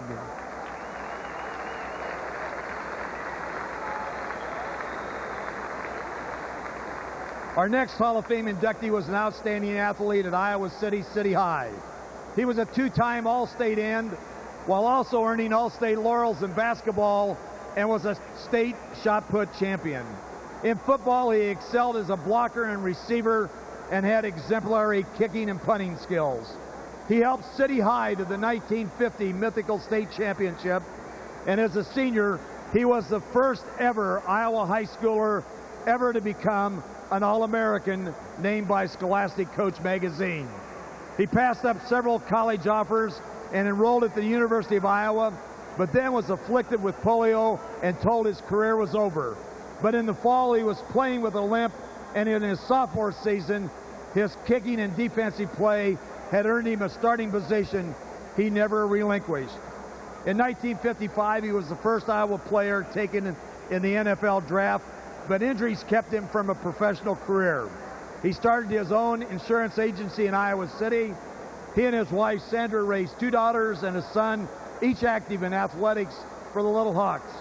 Welcome to the state championships and to the Hall of Fame, Jim Freeman.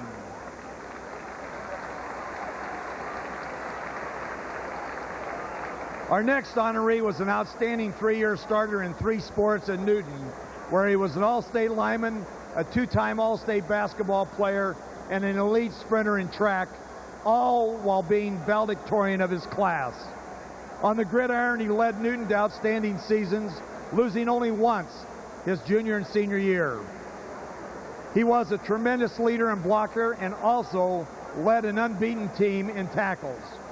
After winning the state basketball championship at Newton, he turned down a scholarship in that sport at Iowa to enroll at Luther College. He started 4 years in football and basketball while completing his undergraduate work in medicine.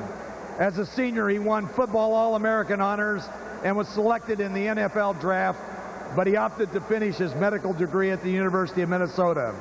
Later, he had a practice in Iowa Falls before returning to the university as a teaching doctor and a specialist in geriatric medicine. At Iowa Falls and St. Paul, he started rugby club programs. He excelled in the sport as an adult, playing at the highest competitive level in America with the U.S. Eagles. In July 1993, he passed away from respiratory cancer. Here to accept for one of Iowa's all-time great athletes, the late Dr. Tom Altmeyer. Please welcome his son, John.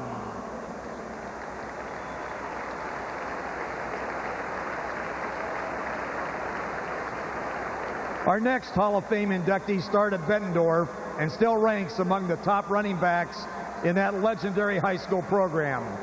With him in the starting backfield, the Bulldogs were unbeaten in 25 games, winning back-to-back state championships in 1987 and 1988, the first time any large school had earned that distinction.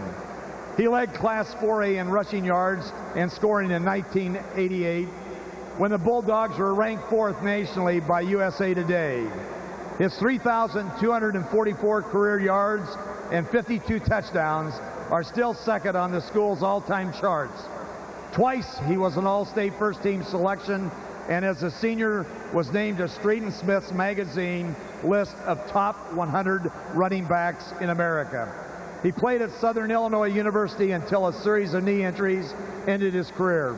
Today he resides in Rex, Georgia, where he operates his own business and is also a merchandiser for Pepsi.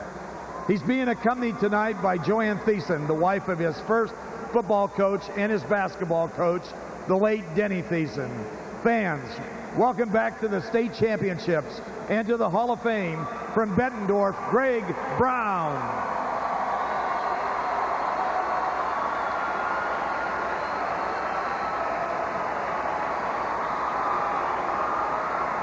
Over a decade ago, this Hall of Famer set a series of state passing records, 3 of which remain the gold standard today. In 3.5 years at St. Ansgar, he completed 550 passes for 77 touchdowns and 6,813 yards, each a state best that has never been equaled.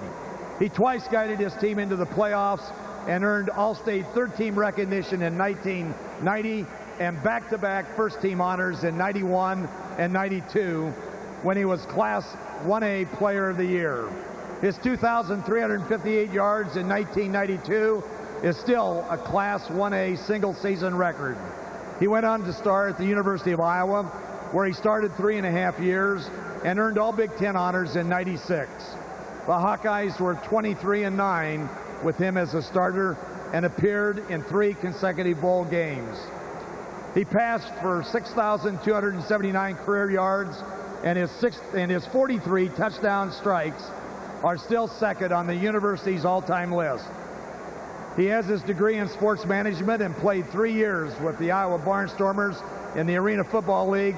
He is currently in medical sales with Hill Rom Company, accompanied by his wife, Betsy. Welcome to the state championships and to the Hall of Fame, Matt Sherman.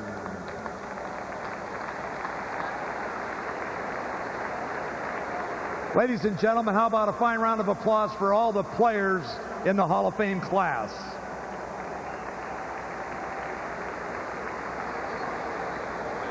Since 1969, the Iowa Football Coaches Association honors their members with Hall of Fame recognition. Tonight, 4 coaches are so honored. Presenting the awards are Emery Stewart of Oskaloosa and Darren Fisher of Des Moines East. This coach has been involved in high school football for over 30 years and just completed his 16th season as a head coach, all at Mount Pleasant. In that time, he has compiled 114 wins against 49 losses, with 7 conference or district championships and 11 playoff appearances. In 1990, he was named Class 3A State Coach of the Year. He also serves the Mount Pleasant District as the Activities Director. Accompanied tonight by his wife Carolyn, son Reed and wife Abby, and daughter Sarah Taylor and her husband, and daughter Clarissa. Please welcome Coach Bob Jensen.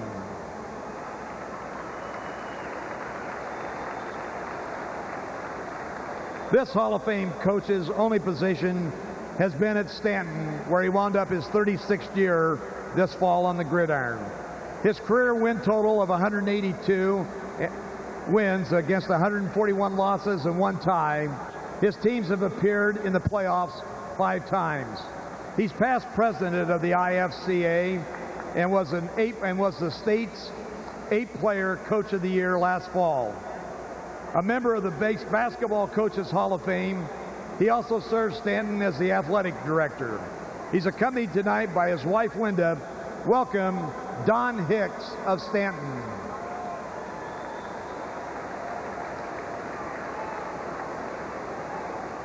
Our next Hall of Fame coach has completed 32 years as a head coach. He spent 2 years at Boone Valley, 3 years at Lake Mills before going to West Burlington in 1978. He has a career record of 186 and 89. Four times his teams have finished the regular season unbeaten, and he has had 8 teams qualify for the playoffs. 7 times his teams have won conference or district titles.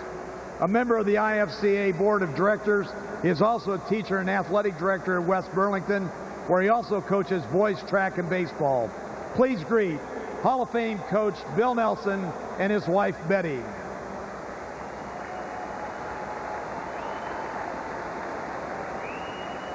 Our next coach has an impressive record of 192 and 84 in 28 seasons.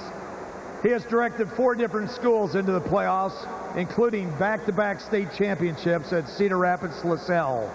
He also coached Assumption Davenport and Wahlert Dubuque into postseason play before moving to Ottumwa in 1989, where he has led the Bulldogs to 9 postseason appearances. 3 of his teams have had perfect regular seasons. His teams have won 13 conference or district titles. Dan Williams.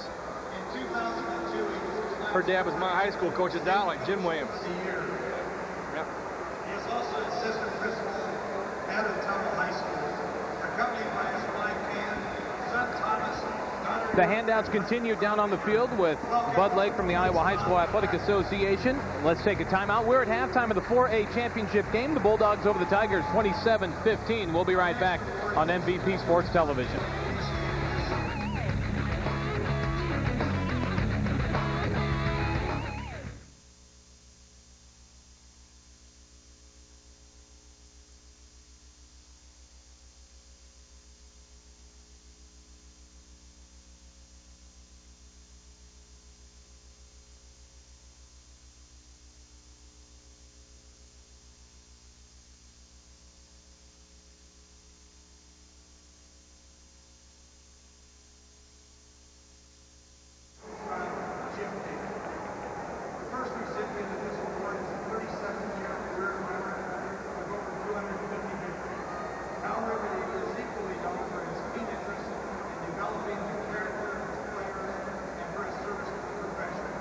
Lifelong member of the IFCA, the past 11 years, he has been the executive director.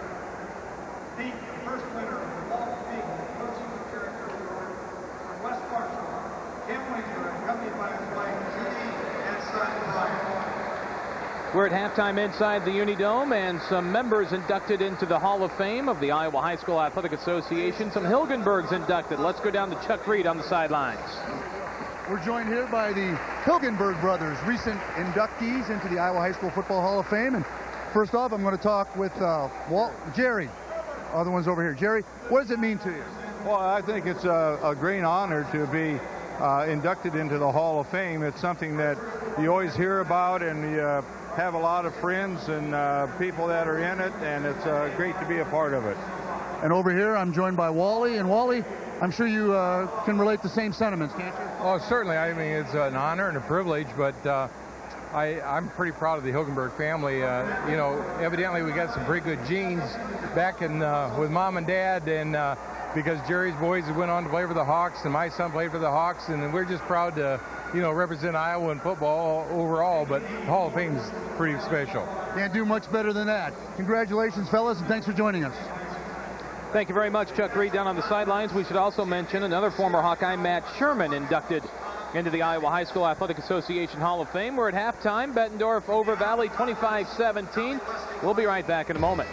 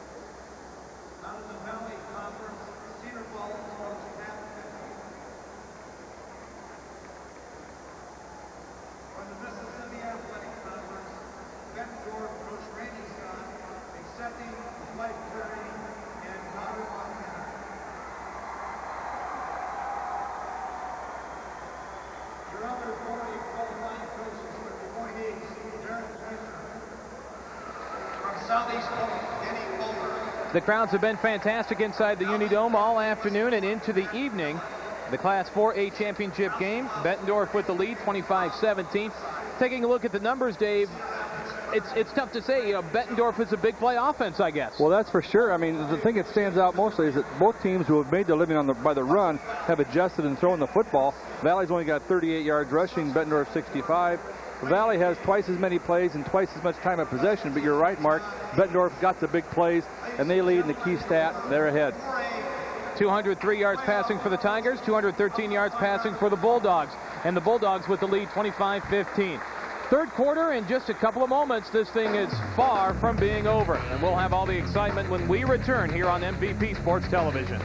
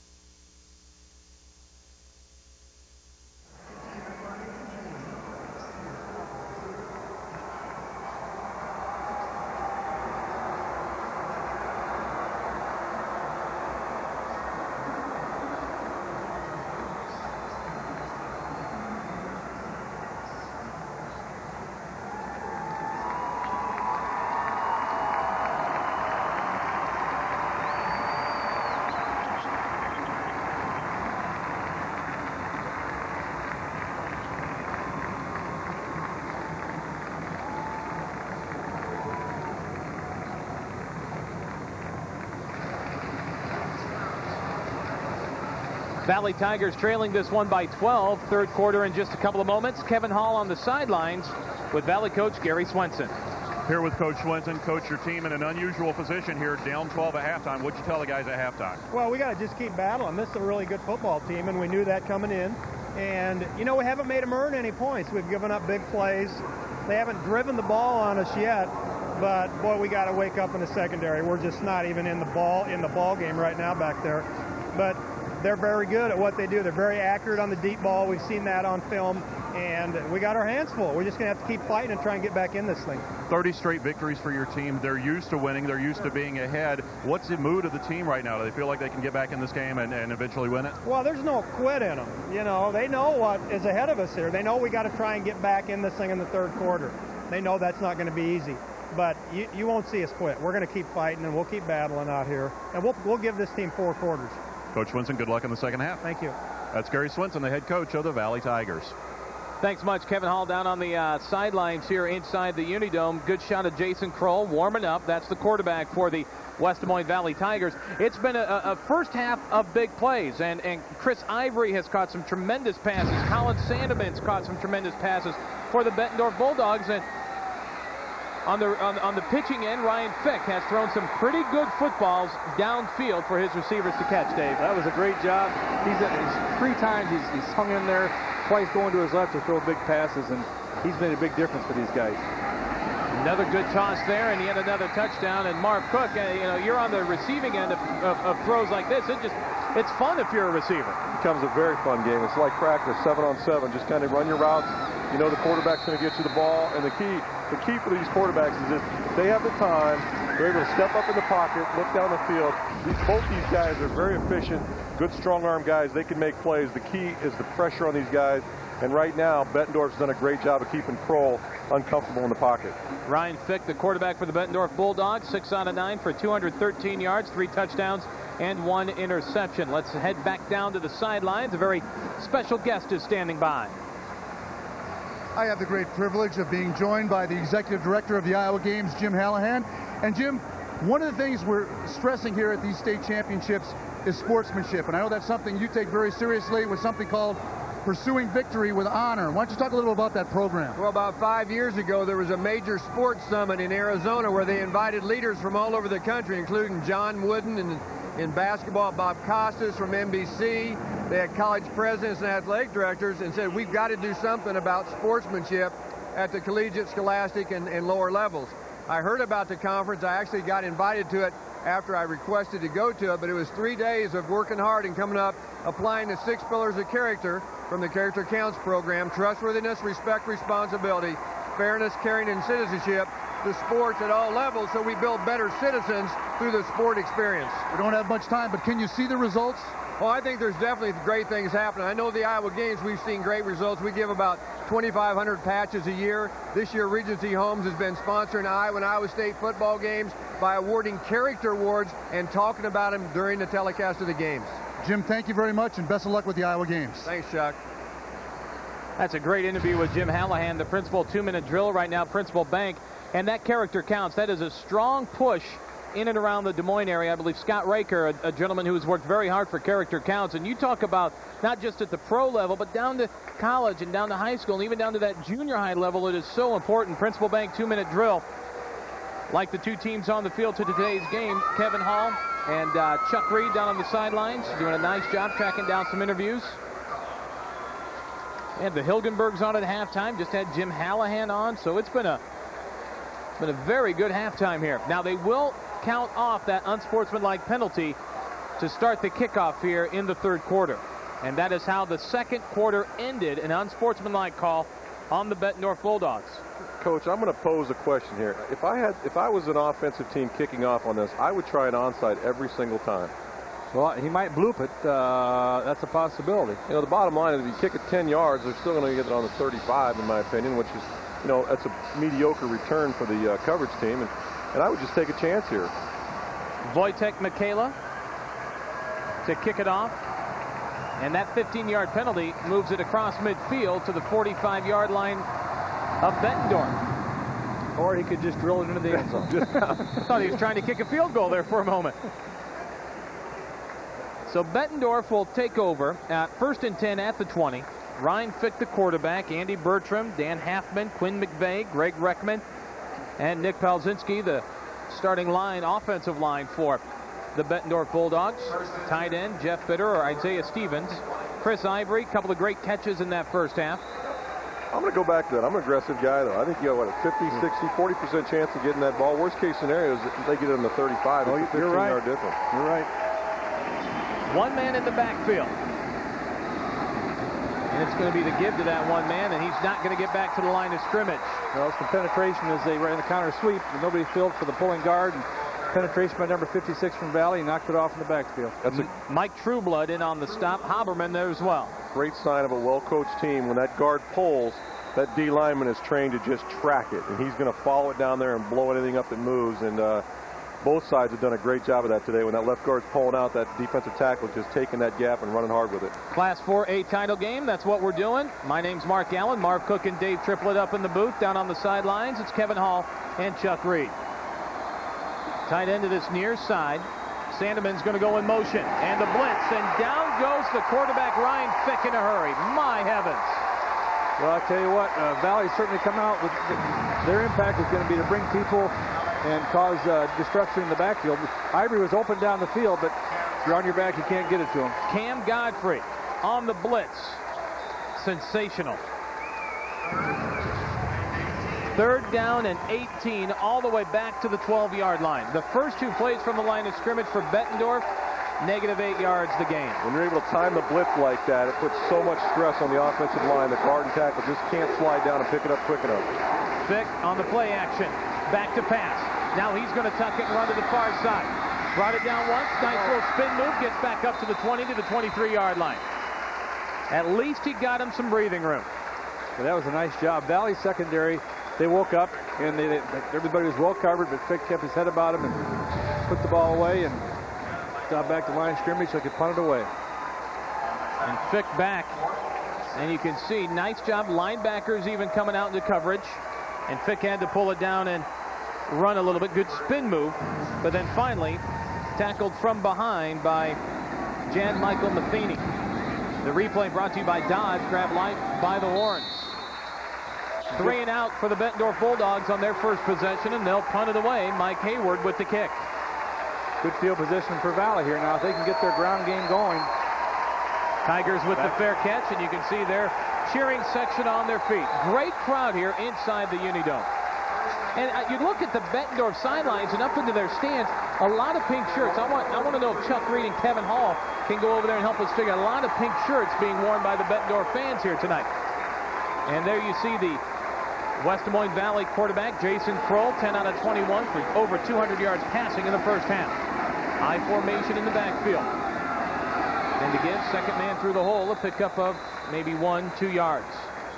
Still good penetration by Bettendorf's D-line. The linebackers filled hard. Jared Gaskill on the carry. 20 touchdowns on the season, I believe. Over 1,100 yards rushing coming into this game. 9:35 to go. You can catch all of the audio webcasts from this year's Iowa High School Championships. All you have to do is go to www.iahsaa.org. Check the football section for information. Kroll back to pass to the sideline, and no. Pass is going to be out of bounds. Catch made by Eric Gates, bobbling it a little bit as he was on that far sideline. 27-15, Bettendorf with the lead. That'll bring up third down and 9 at the 44. Kevin Hall down on the sidelines. Kevin, what's going on?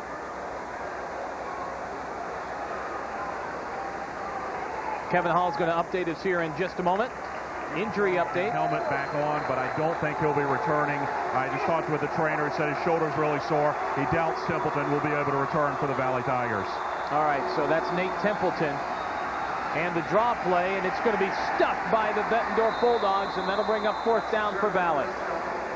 Great job again by the linebackers of keeping the draw play between them. Right there again is Pat Anger. But the other linebackers very active for Bettendorf. Luke Andrusic, Brent Troy. So Valley will punt this one away. Both teams 3 and out. What a stark difference. That second quarter was just a cornucopia of offense, and here in the third quarter it starts off quick 3 and outs for both teams. I think there's a little coaching going on at halftime. You think? Definitely making a few adjustments in there. Eric Gates to punt it for Valley. Sends it very high, and the fair catch is going to be called at the 26-yard line. Tim Jackson on the fair catch. First and 10 for the Bettendorf Bulldogs when we return, and they've got the lead. The 4A state championship game will continue in a moment. Iowa Telecom, advanced telephone and internet services with a personal touch. Reliable connections now and well into the future. Bringing high-speed internet service to hundreds of rural Iowa towns. Believing and investing in Iowa and its people. Stay connected with Iowa Telecom. Introducing the all-new Dodge Dakota. It has a lot more of what you're looking for. Power, the only V8 under 20,000. Size, the biggest overall interior room. Capability, up to 7,000 pounds of towing capacity. In fact, there's only one thing Dakota doesn't have a lot of: competition. The all-new Dakota. It's a lot more truck for a whole lot less. Now get 0% financing for a total savings of up to $2,900 on the all-new Dakota. 27-15, Bettendorf leading the West Des Moines Valley Tigers right now. And again, we want to thank all of the sponsors, including Iowa Telecom and Dodge and Principal Bank and Farm Bureau. First time since 1985, the state championship football games on live television across the great state of Iowa. First and 10 at the 26-yard line for the Bulldogs. I formation in the backfield. Fick back to pass. Fick goes down. Well, they faked the linebacker blitz, and then they brought the safety off the corner from the right side of the field. Valley certainly, they've changed their approach on defense. They're going to start attacking and forcing things to happen. Todd Young on the safety blitz, and Dave, you made the call. As soon as Fick turned around, Todd Young was in his hip pocket. Well, I'll tell you what, that's a nice adjustment by the Valley coaches in halftime. I agree. Randy Rebarger, the defensive coordinator for West Des Moines Valley. Ben Bruns, former Iowa State player, a volunteer assistant coach. Casey Shelton, another former Cyclone, volunteer assistant coach for Valley. I formation in the backfield. Valley showing blitz again. Back to pass, it's Fick. Screen is set. They've got the man. To the 10, to the 15, spins on a one tackle. Jackson's going to be down to the 15-yard line. I don't know if he got back to the line of scrimmage. Just barely. Again, another linebacker came through and forced Fick to throw it pretty quick, but Valley sure decided to come after him. Ben Hodgin and Todd Young on the stop for West Des Moines Valley. Bettendorf up 12, 7:20 to go, but their last 2 possessions, they've gone backwards. I tell you what, Valley come out here, great defensive approach, get some more field position, get their offense going. 3rd and 21. Bettendorf has got to get to the 36 for a first down. They got Ivory out here at the bottom, matched up one-on-one. Twins to this near side. I formation in the backfield. Fick under center. Going to drift back. He's got time. He's just going to air it out. And this is going to be a jump ball at about the 45-yard line, and the pass is incomplete. Well, that time the corner had some free safety help back there, and Fick forced it up there, but nothing happened. Now they got to punt the ball deep out of their own territory. Chris Ivory, the intended receiver for the Bettendorf Bulldogs.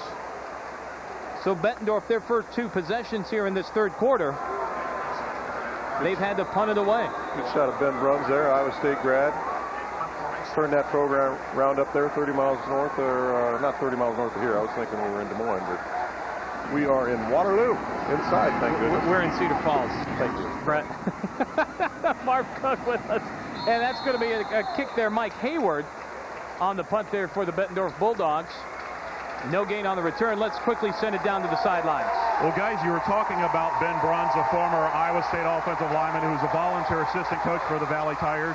Now, Ben is also a sideline reporter on the Iowa State football broadcast. So Ben, following tonight's game, he's going to jump in his car and make the very long trek to Manhattan, Kansas, so he can be there in time for Iowa State's huge game at Kansas State tomorrow morning. Thanks, Kevin. That is a big game, no question about that. A win, and Coach Dan McCarney and the Cyclones are bowl eligible. I throw deep here to the big guy. No, we're going to run this week. Sandvik with the carry. Oh, great job. Number 35, great play. Yeah, Bettendorf's Kyle Merton. Kyle Merton just forcing the issue straight, and on the toss sweep, Smart, that's what you want to do when you're trying to run to the end. Just have someone come up and string it out and let the pursuing defense get there. The key is if you can get that corner turn and that back gets running downhill, it's just a big gain. You're going to start gashing them. But as you mentioned, Merton was able to get some penetration, get it back in the field, slow the back down, kind of slow plan, let the reinforcements get in there. Kyle Merton is safety on this Bulldog team. 2nd down and 8. Back to pass. Kroll being tracked down and thrown to the ground. Jared Kroll, Jason Kroll, as soon as he turned to do anything with the ball, there was nothing he could do because right there chasing him down was Chuck Mayberry. Trying to run boot, just running into the blitz. And I think the man assigned to him tripped and got knocked down, so there's nobody to block him, and he had a free shot at Kroll. This replay brought by Iowa Telecom, advanced telephone and internet services with a personal touch. Jason Kroll, a couple of times tonight, and Ryan Fick, the 2 quarterbacks, they've been running. Not out of design, but out of necessity. Twins to the far side. One wide receiver to the bottom of your screen. They'll just do a quick toss. They're going to say it's a backwards lateral. The ball goes out of bounds. That's going to be a loss of down. And the ball is going to be spotted at the 35-yard line. Well, I tell you what, we've had nothing but negative yardage by both offenses so far. And the defenses have come to life. They sure have. See this instant replay, and it was just a quick toss out to the flats, and Jared Gaskill couldn't come up with it. This replay brought to you by Musco Lighting. We make it happen. Well, they got the ebb and flow of field position. Now, Valley had some great field position, but now they have 4th and very, very long. We'll see where Bettendorf ends up here. 4th and a country mile. It is 4th and 31. I think they got the block on. Comes the block. Ooh. And the kick is up in the air. He did it. He roughed him. And a flag on the play. Roughing the kicker will be the call. Eric Gates, the punter. I don't know in high school, do they have the 5 and the 15? I guess we'll get the call from the officials down there. Let's take a look at the instant replay. Simple enough call. One of the things you want to do on a block the punt is you want to take it right off the foot. Right. It was a nice shot, but you got to try to take it off the side. You want to go on the side angle a little bit. Now, kind of diving at him was Drew Berry, and we'll get this marched off. Of course. Now, not that much of a contact on the punter, and as a punter, you're any little nudge, you want to go down. That's right. Probably enough contact that the referee thought that there was a reason for a foul. Yeah, the punter's in a dangerous position. You know, he's got his right leg extended, his left foot's planted in the turf, and it's an automatic first down. Yes, it is. 15 yards, automatic first down. New life for Valley. Let's see if they try to throw the ball on first down here. Spotted right at midfield with 5 minutes to go in the third quarter. And Jason Kroll, 17 touchdown passes on the year. Offset eye in the backfield.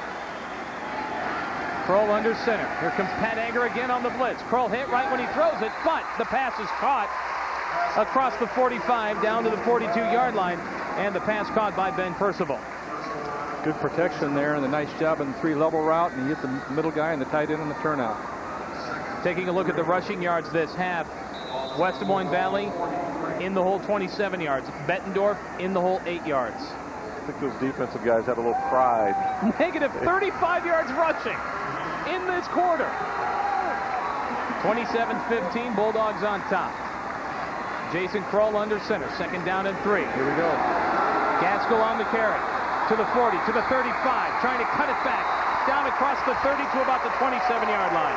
I'm not sure if they checked to that, Marv. You talked about a check with me earlier, but Bettendorf was in that heavy defense and put Anger down, and they ran the sweep to the outside, and sure was pretty effective, although Anger almost ran him down from the backside. Jared Gaskell in motion, and a great kick-out block there by Sandvig, as we see on the replay.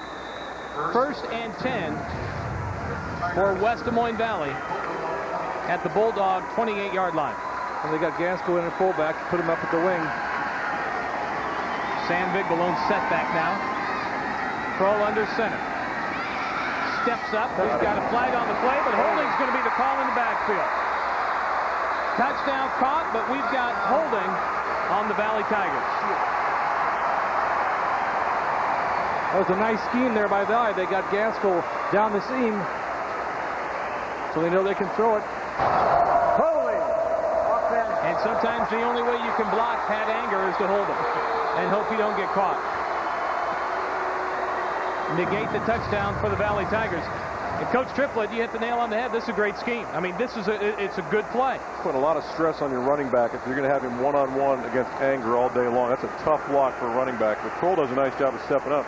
And I'd like to see more 3-step drop, quick, more quick timing like they were doing earlier, kind of that West Coast stuff, because when Anger comes up that corner, he just presses the pocket so hard. It's hard for Kroll to step up in there and make a good, solid throw. 4:15 to go here in the third quarter. First and 24 at the 42-yard line. I formation in the backfield, tight end to the far side. Fake the handoff. Kroll turns, looking for some help, fires, and it's going to be intercepted. Bettendorf football. Pass intercepted on this near sideline by Kyle Merton. Well, I'll tell you what, when you get a guy like Pat Anger, they blocked Pat Anger, but then somebody else came free.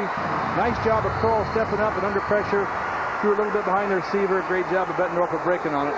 An amazing two-play swing here for the Valley Tigers. A touchdown negated because of holding. On the very next play, Kyle Merton steps in to intercept the Jason Kroll pass. That's a good point. Now, last time they did this, they went deep on the post route to Ivory to see if Bettendorf tries it again. Here comes the blitz from the field. Valley's about ready to throw the kitchen sink at him. Instead, they go right up the middle. They brought number 5 on the safety blitz again. Todd Young has been very active here in this third quarter for the Valley Tigers. Second down and 10 at the 40. Ryan Fick glancing over to that Bulldog sideline. Senior quarterback, averaging 155 yards passing per game. Both teams over 200 yards passing in the first half. Fick gets under center. High formation in the backfield. Play action. Fick back to pass. Hit right when he throws the ball. He's got a man open, overshoots the receiver. Nice job. They were in halves coverage back there in the corner, and safety had it well covered. Chris Ivory wanted a pass interference call. He was tripped up when that ball was in the air. No call by the officials. Third down and 10 coming up for Bettendorf. And again, Ryan Fick, play action here. Turns, and right when he releases the ball, he is just clocked by the defensive lineman for the Valley Tigers. Third down and 10 coming up. See if they go to one of their screen plays. What a difference a half makes. 213 yards in the first half, 1 out of 3 here in the third quarter. 3:27 to go, third quarter. Bettendorf with the lead. Over the middle. Ivory caught, first down. There's your West Coast offense there, Marv. That's just a quick slant in, fellas. Valley brought the outs of the background of blitz.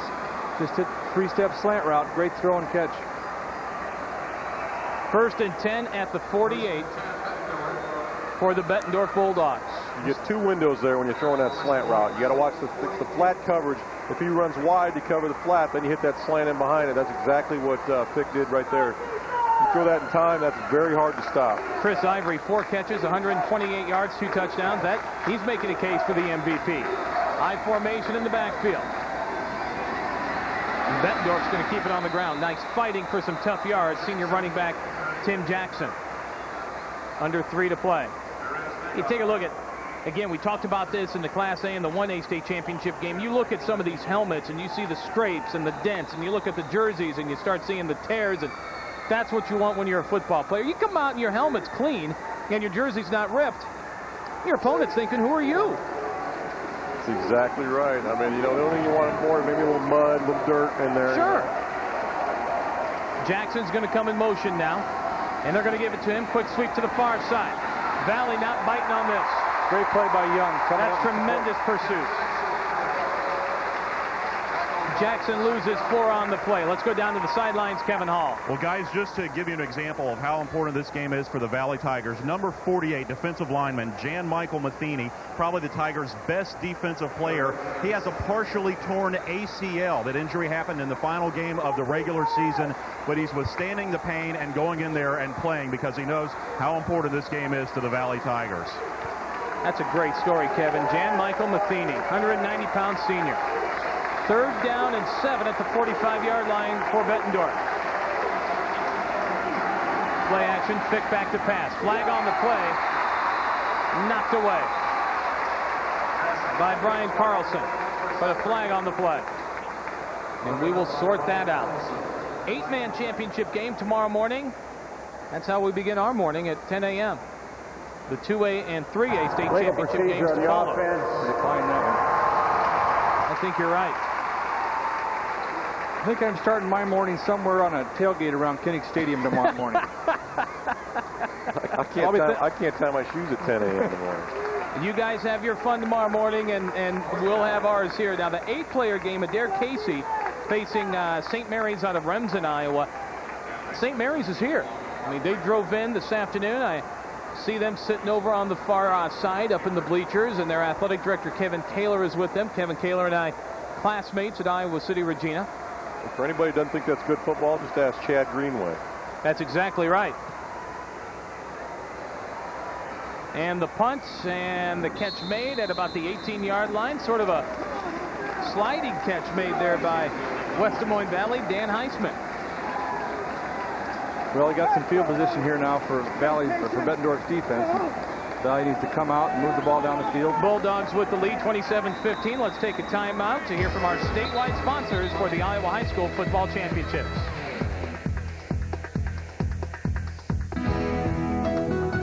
Why do so many people confidently choose Wellmark Blue Cross Blue Shield for their health insurance?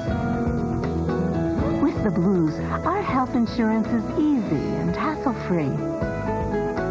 Even small businesses like mine have a wide choice of plan designs. Wherever we travel, the Blue Card Network gives us the coverage we need.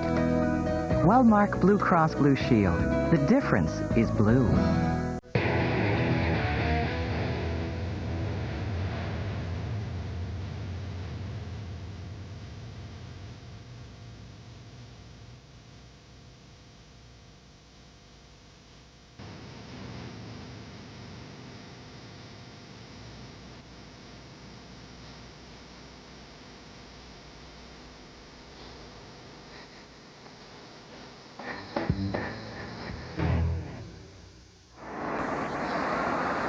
Bulldogs with the lead, 27-15. Mark Allen along with Marv Cook and Dave Triplett. Kevin Hall and Chuck Reed on the sidelines. Valley Tigers with the football, and they trail. High formation in the backfield. First man through the hole. Jason Kroll tripping as he handed off that football. But a nice gain of 5 or 5.5 on first down. 2nd down and 5. That's all you need. 5 yards in a cloud of dust. Jake Williams will bring the play in from the Valley Tigers sideline. Valley with that 30-game winning streak. 2-time defending state champs, looking for number 3 in a row. I formation in the backfield. Kroll back to pass. Fires it up. It's batted away, and it's on the ground. Incomplete pass. Almost intercepted. Good job by the Bettendorf defensive line getting their hands up. They had tight end Percival was open down the field a ways. Jason Falk almost coming up with the interception on the replay. Let's see if we can see who got their hands up. Pretty good job by the offensive line being stout here. Kind of stopping them on the line of scrimmage. You mentioned just throw that big paw up there and knock the ball down. But the Valley offensive line has done a nice job so far this series of really giving them a nice solid pocket. I'm sorry, Kyle Merton almost coming up with the interception. That might have been Mike Geely that tipped the pass for Bettendorf. Kroll back to pass again. And this one short arms it, incomplete. That'll bring up 4th down. Had him too. They had Gaskell coming out of the slot, coming across. Had a chance to get it to him, but again, just the pressure by Bettendorf on Kroll forced him to hurry that before he was ready to throw it. 4th down, so a 3 and out for the Valley Tigers with 49 seconds to go here in the 3rd quarter. Eric Gates to punt it away for West Des Moines Valley. And deep to receive, Tim Jackson for the Bettendorf Bulldogs. Nice punt. That's fantastic by Gates. Jackson all the way back to the 27-yard line. From the 20 to the 27. Nice kick. It'll be 1st and 10 Bulldogs right there. Call it the 29-yard line. It's getting down to crunch time for the Tigers. I mean, if Bettendorf's able to get some points here on one of these next few series, it's going to put a lot of stress on Valley to try to come back from a basically a 3-possession game. 27-15, Bulldogs with the lead. No points scored yet here in the 2nd half. Come on, Gene, do it again. Do it again. Thick under now, center. Gene. And the give right up the middle. And that'll be Mondo Rodriguez on the carry, a pickup of 5. You know, that quick hit's not such a bad play when you've got a defense that's pursuing the Dickens idea like West Des Moines Valley's. You're exactly right. I think right now they're looking to just control the ball a little bit and let their defense continue to dominate. And that could be the last play of this 3rd quarter. The Bettendorf Bulldogs, I think, are just going to be happy to let the clock tick down and start the 4th quarter with a 2nd and 5. But more importantly, they'll start the 4th quarter with a 12-point lead. Bettendorf leading West Des Moines Valley 27-15 at the end of the 3rd quarter. We now pause in the action to hear from our local sponsors for the Iowa High School Football Championships.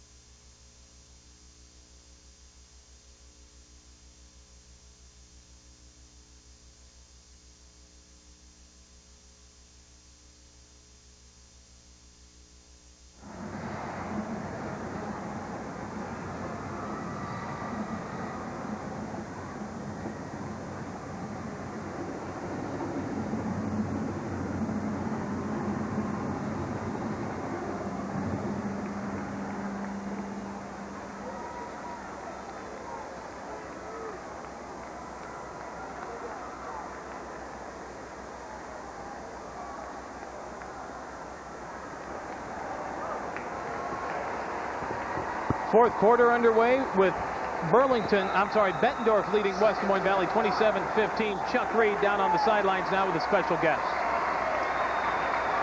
You never know who you're going to meet up here at the game, but my old college buddy Tom Williams from Drake University back about, 23 years ago we finally met? It was a couple of decades ago, yeah. your son Jake Williams, the big touchdown pass for Valley, you got to be a proud father. Oh, I was going absolutely berserk up there. I was up in the cheap seats up in the end, and we were doing our little dancing and singing, and almost fell down the steps. You played 4 years at Drake. You played your high school ball at Clinton, but you never made it to the Dome, did you?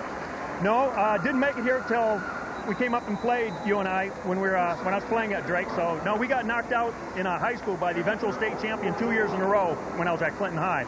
All right, one last question. What does Valley have to do to get back in this game? Well, you know, we had 2 scores literally in our hands. One right before the half, and the one where we got the holding penalty. So we're in this. I think Bettendorf's obviously tough up the middle. If we keep connecting on some passes, I think we'll be just fine. Congratulations with Jake. Thank you, Chuck. Chuck Reed down on the sidelines. I'm glad he kept that interview tame, talking to an old college roommate of his. Pump fake by Fick and over the head of the intended receiver. That'll bring up 2nd down and 10 at the 41-yard line. Great job of recovery by Carlson in the corner. I don't know if I was him and they said, what do you need to do? I would say, throw it to my son. That's what I was thinking. Well, I called Bettendorf Burlington. I was so shook up knowing that Chuck Reed was going to talk to a former college roommate. I just wanted to remind Chuck it's a family show. 2nd down and 10 at the 41. Just underway here in the 4th quarter. Bettendorf with the lead, 27-15. It was big play city in that first half, but things have quieted down and the defenses have taken control here in the second half. Right up the middle we go. As soon as I say that, break in 1 tackle, break in 2 tackles. That's good for a first down. A pickup of about 13 yards for the Bettendorf Bulldogs, Tim Jackson. If you're an offensive lineman right now, it's your chance to take this game over and win a state championship. All you need is about 3 or 4 more first downs, get some points here, work the clock, and you put Valley in almost a very, very difficult situation to come back from. And I think this offensive line is starting to come together a little bit. Looks like they're attacking the line of scrimmage a little bit more and getting a little bit of a swagger to them. This replay brought to you by Dodge. Grab life by the horns. Jackson again on the carry. Back to the line of scrimmage. Bertram, Halfman, McVeigh, Reckman, Palzinski. Starting lineup for the Bettendorf Bulldogs on that offensive front 5. Good job by Valley's backside linebacker to fill that in a counter sweep. Andy Bertram at 6 foot, 242 pounds. That cannot be easy to move. It's a low center of gravity. 2nd down and 9 at the 46. High formation in the backfield. Twins to the bottom of your screen. Jackson goes in motion. Now Rodriguez, the lone setback. Fick back to pass. He's got time. Going to send it downfield. Got a man open. Incomplete. It looked like getting behind the defender again was Matt Gowan. And he was one-on-one with Todd Young, but the ball thrown just a little bit under the receiver, a little bit short. I think that Ryan Fick expected him to go to the flag, and his route was altered a little bit by the defensive back. Taking a look at the quarterback comparisons, fellas. Kroll for Valley, 11 out of 26, 210 yards with an interception. Fick of Bettendorf, 8 out of 16, 225 yards, 3 TDs, and an interception. This quick stat is brought to you by the Iowa Department of Human Services. Iowans working together, doing what works. Another shift here by the Bettendorf Bulldogs. Tight end to the far side. Fick back to pass. Oh, he's being blitzed. Steps out of the pocket, finally delivers the pass, and it is going to be caught. Shaking 1 tackle and down to about the 39-yard line. I believe on the catch that time, it's Chris Ivory crossing the 40 to the 39. That'll bring up a 4th down and about 2. That was exciting for Ryan Fick. Well, you turn, you got Godfrey breathing down your neck like that. My heavens. I think he's been watching Drew Tate's films. That was a great job by Ryan Fick. Now they put them in a position where maybe they could go for it here on 4th down. This replay brought to you by Musco Lighting. We make it happen. 4th down and 2. We're going to let the clock run down, I think, and then call a timeout just before the 25-second clock runs out and think it over. Now, Chris Mahosky kicked a 42-yard field goal in the semis. This would be a little bit longer than that, about 10 yards longer, but he may have the leg to do it. 4th down and 2 at the 39-yard line. Just under 10 minutes to go here in the 4th quarter, and Bettendorf leading it 27-15. I thought this was going to be a full-blown shootout after that first half, fellas, and it's been a scoreless second half so far.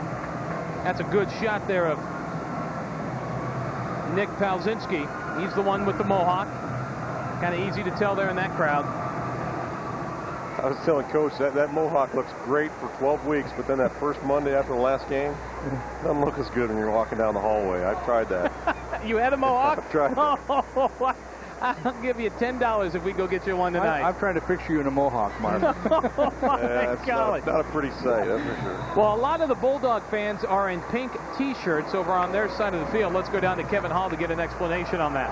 Well, guys, you're right. There's an awful lot of pink on the Bettendorf sideline, and what that is, it's in honor of the guy whose name you've been calling all night, the stud defensive player for Bettendorf, Pat Angerer. It started sort of like a yellow ribbon that you wear as a tribute to soldiers. Well, Bettendorf fans started wearing pink ribbons in tribute to Angerer when he went down with the injury, and it just sort of blossomed into pink T-shirts, and now they're filling the Bettendorf stands with pink. Wishbone sent by the Bettendorf Bulldogs, and that play wasn't good from the start. Taking the snap was Ryan Fick, and he turned to go down the sideline, ran right into his fullback, Mondo Rodriguez. They were shoulder to shoulder and couldn't get any separation to do anything with the ball. Turning it over on downs, the Bettendorf Bulldogs. Yeah, I think they were going to try to run some kind of quarterback sweep. That was 4th and 2 and didn't get anything. So Valley takes over at the 40, their own 40. Just under 10 minutes to play. 27-15, Bettendorf with the lead. Well, we know Valley has that big play capability. If they get one now, boy, it's a whole new ball game. Oh, I agree with you. And they've got the wide receivers to do it and the tight end to do it. Eric Gates, Jake Williams, Ben Percival, and of course Zach Sandvig and Jared Gaskell in the backfield. Valley got it with the ball, and there's that big play to the 40, to the 35, to the 30, and finally knocked out of bounds. Eric Gates, but we've got a flag on the play on the far sideline. I believe that was Gates, the man in motion, coming right at us. And Kroll hit him in the flats. And procedure call on Valley. So a big play negated on a penalty. Back in the second quarter, a touchdown negated due to a penalty for the Tigers. Mr. Williams is right. That's 3 big penalties or big mistakes on big plays. It's just absolutely is taking away huge yardage for the Valley offense. That's Gates coming at us on this replay brought to you by Dodge. Breaks his way out to the flats and makes the catch, and a nice ball thrown by Jason Kroll, but it all comes back. 1st and 15 back at the 35. 1st and 15. 9:46 remaining in the game, and a 12-point lead for the Bettendorf Bulldogs. Well, that's twice they've had big plays negated by penalties. You're right. That's offset eye in the backfield for Valley. Tight end to the far side. That's Ben Percival. Kroll back to pass. Hit right when he throws the ball. Oh, my heavens. A crushing shot delivered by Pat Anger on the senior quarterback for West Des Moines Valley. And I'll tell you something, Jason Kroll is upset. I think he's got every right to be. Well, I tell you what, Anger is forcing the line of scrimmage. They're trying to just dump the ball out here to the tailback, and he never had a chance. I mean, he set up and turned, and you can't take anything away from the West Des Moines Valley offensive line. With Knapp, Upchurch, Miller, Jessen, and Iberg, they're doing the best that they possibly can. But with Pat Anger getting through like that, that blocking scheme may need some work. One man in the backfield. Slot back to this near side as well. Pearl back to pass. He's got some time, fires it downfield. We got a man open, batted away. Tremendous secondary play in the backfield by Matt Gowan. The intended receiver, Jake Williams. A great play. They were going for the home run there. Great job by Matt Gowan of playing the football and tipping it away at the last second. Perfect technique. He just gets right in the back pocket of the receiver. At the last second, just running stride for stride, throws the right hand up and knocks it away. Iowa Telecom providing the instant replay, advanced telephone and internet services with a personal touch. Iowa Telecom. I like that call, Dave. And go for the home run. I like the call. And there was great protection by the offensive line and backs. Give him a chance to throw it.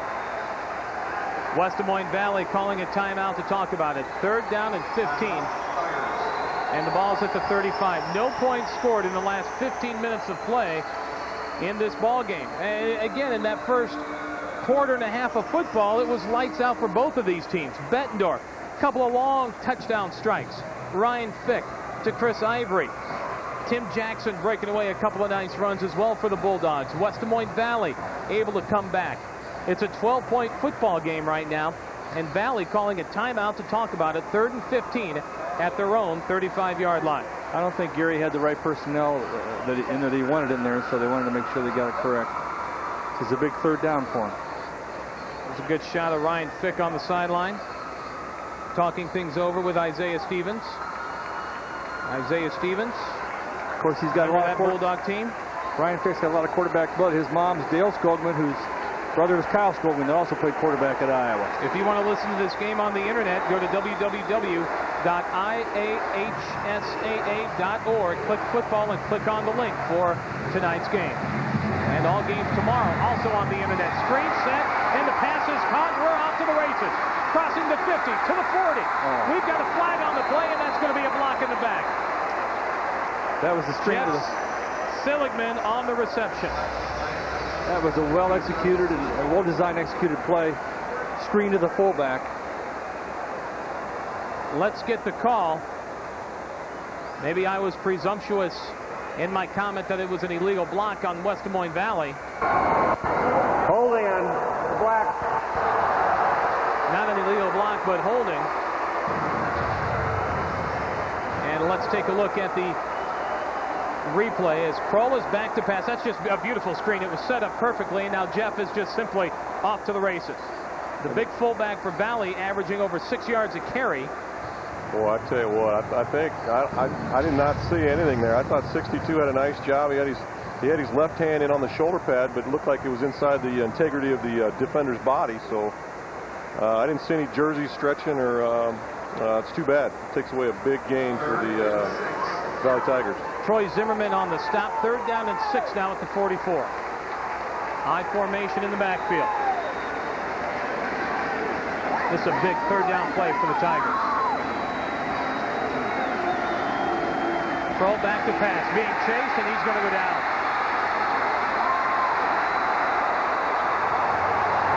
Pat Anger coming through. Well, they were in the nickel, and that was a nickel blitz, and they just had nobody to pick up Anger.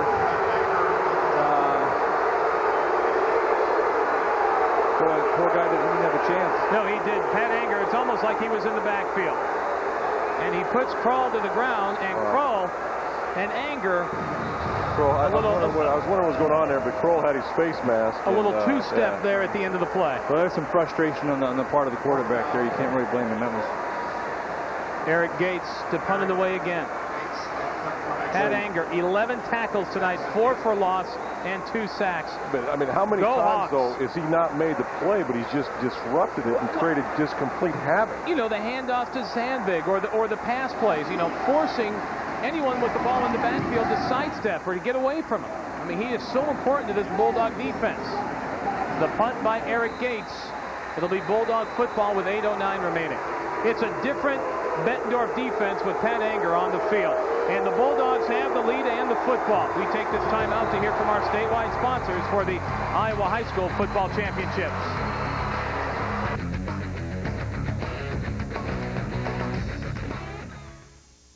Grinnell Mutual Reinsurance has protected homes and farms for generations, and we've adapted to all the changes along the way, offering great financial protection to people now living in town, too.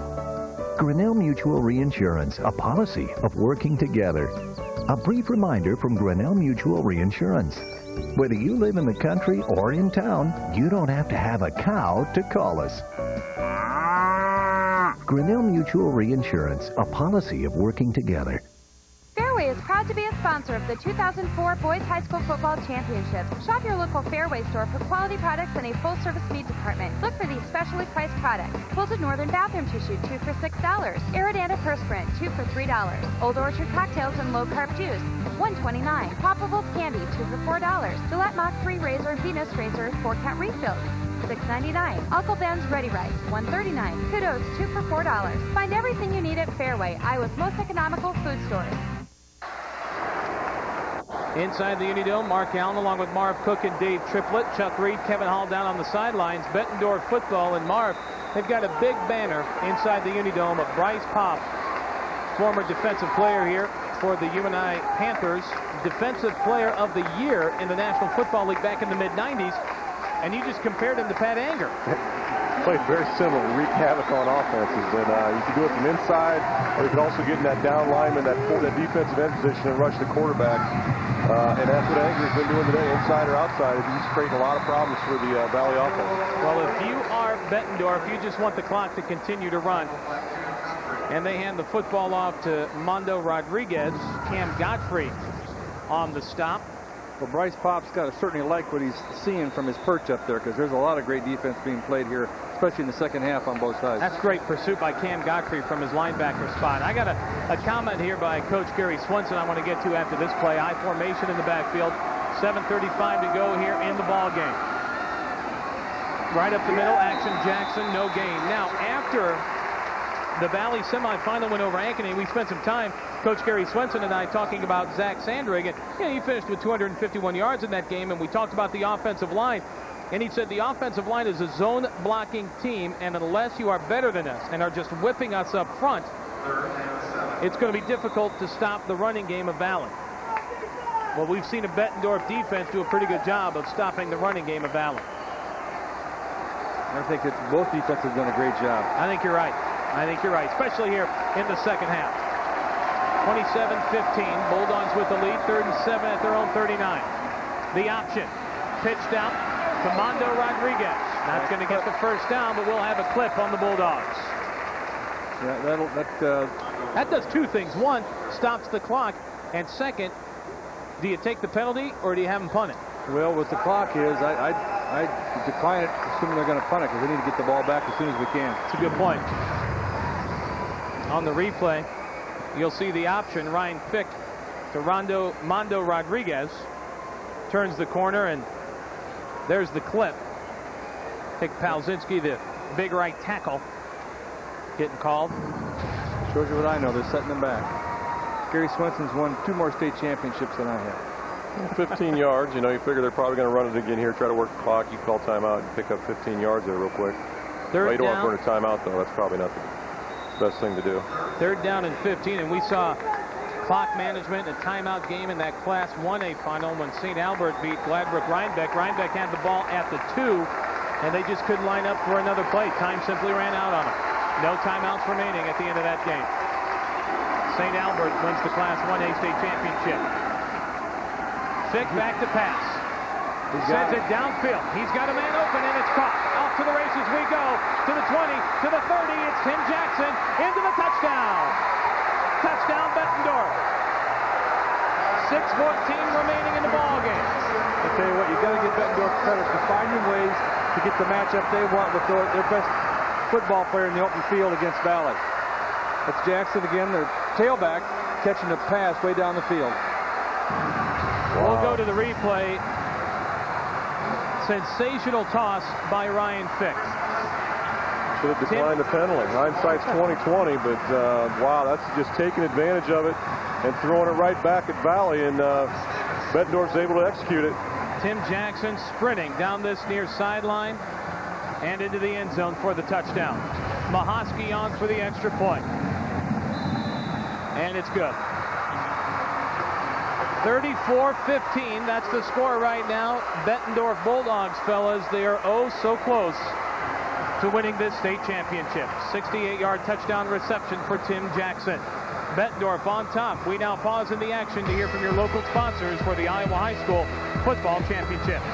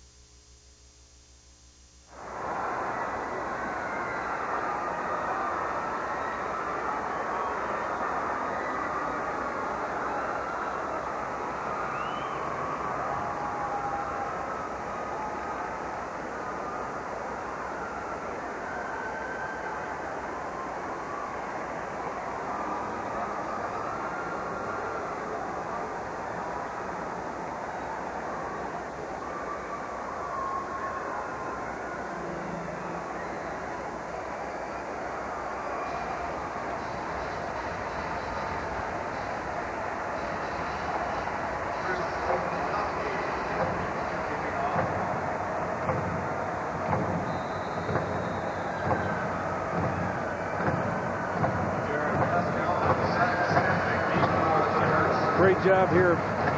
C-32 Jackson in the wing there. He runs the flag route, beats the safety. Great throw and catch. Jackson actually has more yards receiving than he does rushing. And that's amazing because Tim Jackson coming into this game was closing in on 1,200 yards rushing on the season. And you figure both these teams are going to feature the run, but it's been just the opposite day. Both have featured the pass. I mean, that's going to be 300 yards passing for Ryan Fick in this game right now. Well, I tell you, that's what good coaching staffs do. They find a way to win the big games and make adjustments, and both staffs have done that, and Bettendorf's done it just a little bit more. Quick stat there by Principal Bank. The last loss by West Des Moines Valley against the Newton Cardinals, October 25th, 2002. Newton Cardinals, my new hometown. That's right. Go Cards. This quick stat been figured out with interest by our staff here at Northern Iowa and the Principal Bank. Go to principalbank.com today. Yes, sir. Pat Anger coming through on the blitz. Doesn't get it, but he helps finish it. Pat Anger coming through, and Kroll had to spin away from him and then right into the arms of another Bettendorf Bulldog defender. And the problem is they've got the quarterback rattled. He just got a 15-yard penalty for unsportsmanlike conduct. And that's not good when your quarterback loses control, although I guess you can't blame him here. Pat Anger coming through. Kroll knew he was coming through. And finishing up, Luke Andrusik also coming through, and it's going to be a 15-yard penalty, it looks like, on the Valley offense. And that puts it back inside the 10.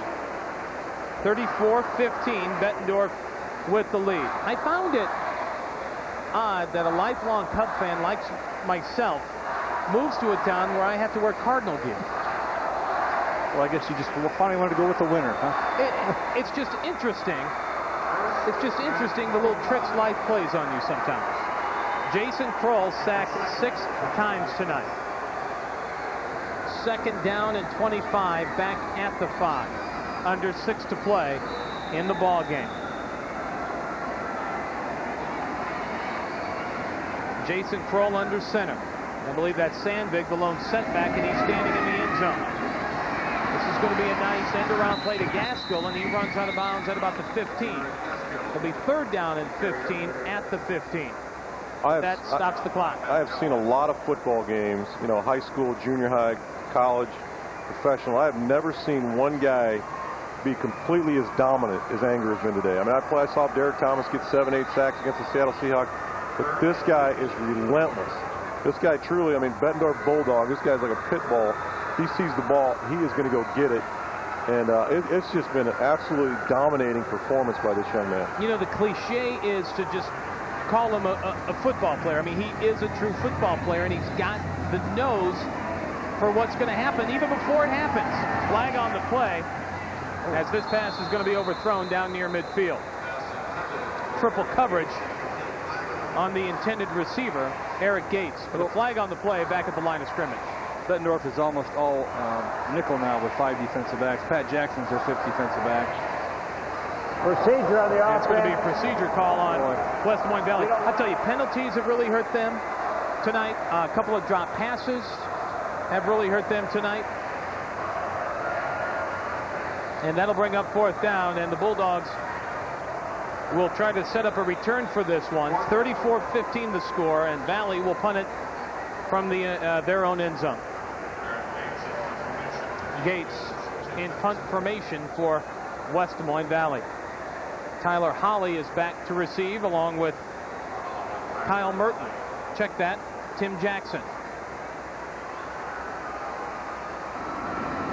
Eric Gates, 6 punts tonight. This will be his 7th. End over end kick. Jackson comes up to the 40 and gets to the 39-yard line before he goes out of bounds.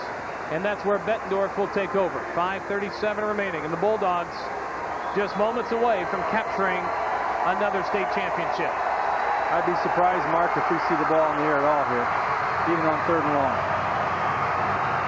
I agree with you, my friend. Keep the ball on the ground and keep this clock running. Bettendorf 5 times. They have won the state championship. They are 42-14 in all playoff games. They won championships in 81, 87, 88, 91, and 1992. I formation in the backfield. And to give right up the middle, there's not much there, but the clock continues to run.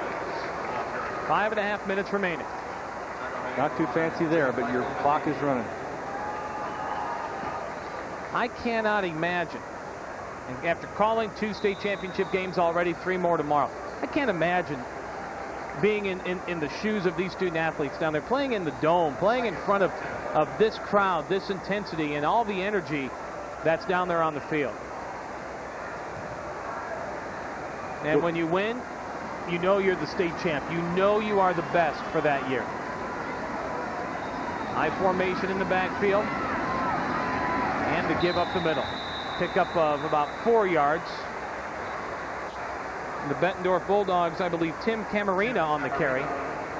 With 4:44 remaining, that'll bring up 3rd down and 5 at the 34-yard line. And you see the score at the top of your screen, and you see the clock continuing to run. Now, Valley has 2 timeouts remaining. The Bulldogs have 2 remaining. If they stop them here, they might win and use one. We'll see what happens on 4th down. Of course, Bettendorf does have an excellent kicker. This might be a long one. But Ryan Fick under center. Gives it to Tim Jackson. And that's going to be a 1st down for the Bettendorf Bulldogs. Well, now, wait a minute. This might be close. They needed to get to the 28. I think he's a little short. And let's see where they spot this ball. Where the yard marker is, he's about half a foot short. 4th and inches.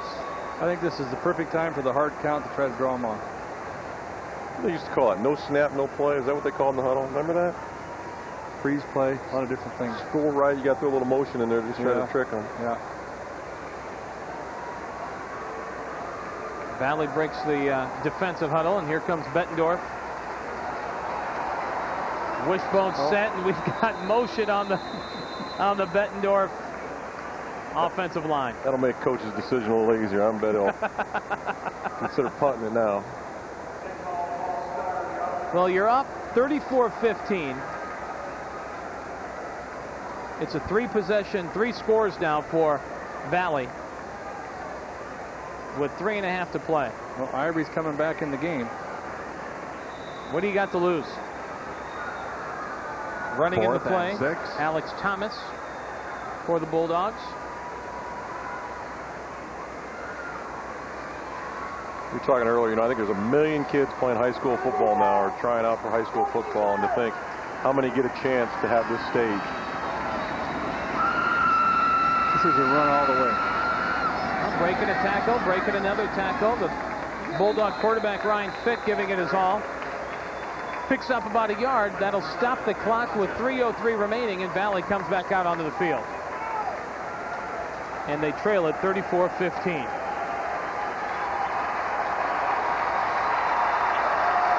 Iowa 8-player championship coming up tomorrow morning. 10 a.m. is when we are on the air. St. Mary's of Remsen facing Adair Casey. That's going to be an exciting football game. The 2A state championship game gets underway immediately following at about 1 o'clock, and then the 3A championship game at 4 p.m.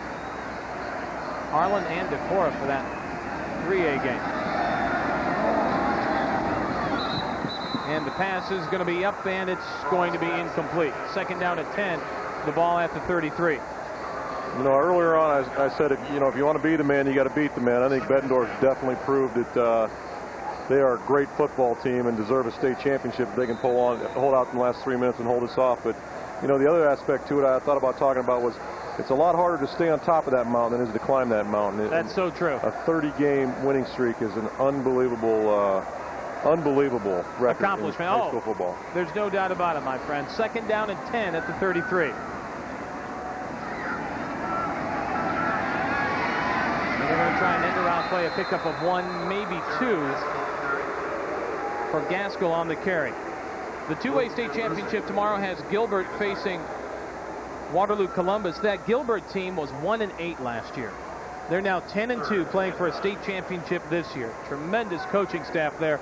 And the 3A state championship, Harlan facing Decorah, North Winneshiek, a couple of 12-0 teams going at it at 4 o'clock tomorrow afternoon. Clock running, 2:28 remaining, 3rd down and 9. The ball at the 34-yard line for West Des Moines Valley. High formation in the backfield. 2 wide receivers to the bottom of your screen. Back to pass, Kroll. Pass is going to be caught on this sideline, and that's going to be close to a 1st down. That was a great catch. Good job looking the ball all the way into his hands. Eric Gates on the reception. We'll get the end of the game numbers here for you as we take a look at this one more time. They'll be 4th down and inches at the 42-yard line. Now, Kroll that time planted his feet. Good throw. Gates coming up with it. I'm not so sure Seligman thought it was for him. Jeff Seligman getting his hand up in the air. Now they are going to give him a first down. At first it was 4th and inches, but now they are going to go 1st and 10 at the 43. Kroll gets under center. High formation in the backfield. Pump fakes once. Takes down in the pocket. Puts the ball up in the air. That's a dynamite throw, and it's going to be batted away. Gates, the intended receiver, knocked away by Matt Gowan. That is just good downfield coverage. So they ran 3 stop and goes, and Bettendorf's not biting for anything now. They're just getting back and getting deep. Good job by Kroll keeping the play alive and throwing it down the field. Gary Swenson on the call, giving the play to his quarterback. With 1:56 to go, 2nd and 10, the ball at the 43-yard line. They'll present the trophies at the end of the game. Championship trophy and then the runner-up trophy. High formation in the backfield. Kroll back to pass. Sends it to the sideline. Pass is caught. Good enough for the first down in Bettendorf territory.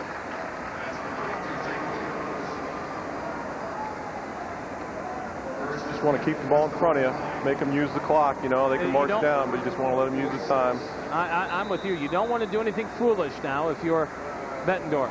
You've got a nice cushion lead, but keep everything in front of you. 1st and 10 at the 46 of the Bulldogs.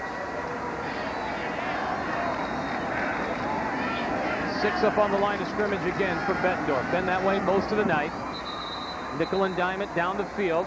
Valley's going to do their best to try to get a touchdown as soon as they possibly can, and then onside kick it, and you never know what might happen. That's right. But it's going to take 3 scores for Valley to either tie this game or take the lead with 1:46 to go. This is going to sound real cliche, but I think Bettendorf's called the dogs off. Yeah, they have rushing 4. They're just rushing 4 right now and playing 7 in coverage. Tight end in the near side, Ben Percival.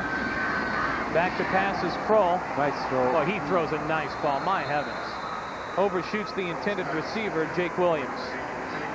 And it's not an overhand. It's kind of like he's slinging Sammy Harbaugh out there. Just kind of sidearms it a little bit. I really like him. I think he's big, strong-armed guy. I just think the one thing that he's had trouble with tonight is he just hadn't felt comfortable in the pocket. I think to Bettendorf's credit, they've just done a nice job of getting a lot of pressure in his face, not allowing him to get his rhythm going. And the other thing is they've knocked him down a lot. Listen, I'm going to have nightmares tonight about Pat Anger, and I haven't seen the field. I can't imagine how Mr. Kroll is going to feel.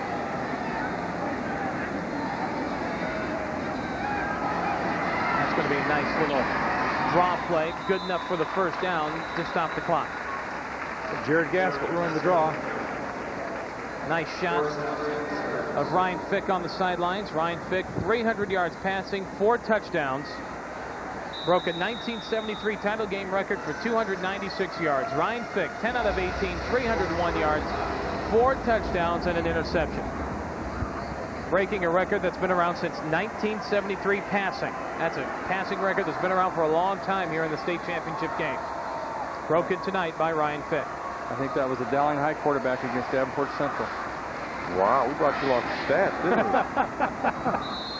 Well, I think they lost because I think Curtis Craig rushed for about 200 yards for Davenport Central that day. Roger Craig? Curtis, his older brother. Curtis, his older brother, yeah. Dang, man. Woo! 34-15 with 1:08 to go in this game. And Dave Triplett will be holding a seminar on the history of Dowling High School football. He is the talent, I got to tell you. I believe that'll be at St. Teresa's in Des Moines Sunday afternoon. 2nd down and 10 at the 35. Valley under center. Kroll fires, nice pass, and the pass is going to be caught. That's an outstanding catch by Valley's Eric Gates. And the defender was right on him. I mean, Gary Swenson was right. They got to score against them, but the Valley High Tigers aren't quitting. They're still executing, getting the ball down the field. That's a good pass. He really does throw a good ball. Tell you, I watched him in warm-ups. I really like him a lot. I think both these guys are efficient. Obviously, Kroll's had the tougher end of tonight's game, but both these guys are very efficient quarterbacks. Fick's obviously handled his offense extremely well, and I think Kroll's going to make a great college quarterback somewhere. Under a minute to play here in this game. I formation. Kroll back to pass. Being chased. Floats this one up in the air. Almost intercepted. It looked like a receiver had just stopped running the route. Percival was in the area. Gates also in the area. And Kroll just put this one up for grabs. 39 seconds remaining. Second down and 10 at the 20.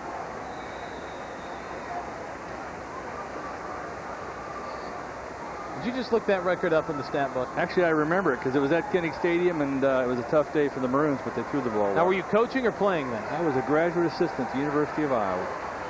I formation in the backfield. Kroll swings it out, and this is going to be close to a touchdown for the Valley Tigers. Indeed, it is a touchdown. Jeff Seligman on the reception and the touchdown. Nice drive by Valley to come back in it. Well, now get the onside kick team ready.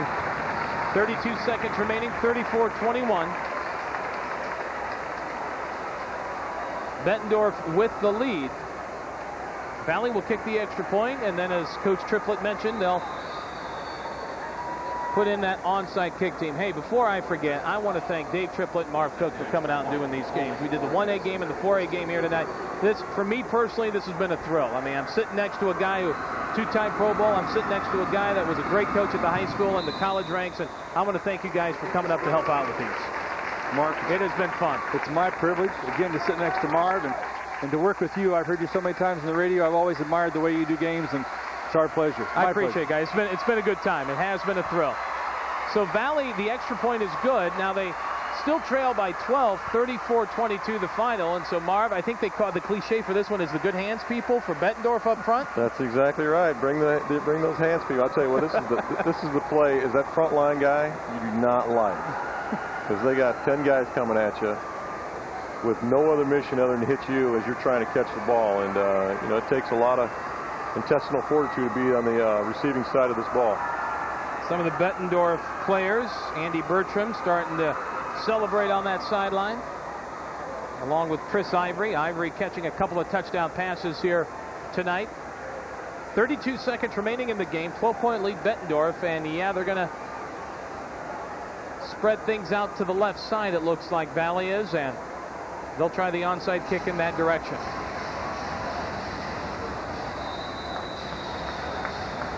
Well, if I'm number 80, Isaiah Stevens, I know it's probably coming right in my direction. Watching me kick the top half of the ball, try to get a big bounce. Got to go 10 yards, got to touch somebody. It does. Where's the football? Who's going to get it? I think Bettendorf's got it. Yeah. Wojtek Michaela doing the kicking chores for Valley. Is that number 1, Tyler Holly or Holy that got that? Tyler Holly. Tyler Holly. So now you take a knee if you're the Bettendorf Bulldogs. And if you're Coach Randy Scott, you've got yourself a state championship. He's drenched. He just got the bucket dumped on him. Well, I'm happy for him because he's been here a couple times and is always head coach. And proud tradition of Bettendorf. Bettendorf takes a knee. Ryan Fick falls backwards onto that turf with 20 seconds remaining in the ball game. That's going to be the final snap, and this will do it. The Bettendorf Bulldogs, your state champs in 2004. For the Valley Tigers, a 30-game winning streak is snapped, and the two-time defending state champs will take home the consolation trophy, but in no way, shape, or form can you take anything away from the Valley Tigers. Sensational season at 12-1. Finishing in second place in Class 4A, but the Bettendorf Bulldogs came into this one with a mission. Their leader on defense, Pat Anger, was back, and they win it 34-22 the final. Ryan Fick had a great game at quarterback for the Bulldogs. Again, the final, 34-22, Bettendorf over West Des Moines Valley. The Bulldogs are your champions in Class 4A. We now pause for this word from our sponsors. Fairway is proud to be a sponsor of the 2004 Boys High School Football Championships. Shop your local Fairway store for quality products and a full-service meat department. Look for these specially priced products. Quilted Northern Bathroom Tissue, 2 for $6. Iridanda Perspirant, 2 for $3. Old Orchard Cocktails and Low-Carb Juice, $1.29. Poppables Candy, 2 for $4. Gillette Mach 3 Razor and Venus Razor, 4-count refills, $6.99. Uncle Ben's Ready Rice, $1.39. Kudos, 2 for $4. Find everything you need at Fairway, Iowa's most economical food store.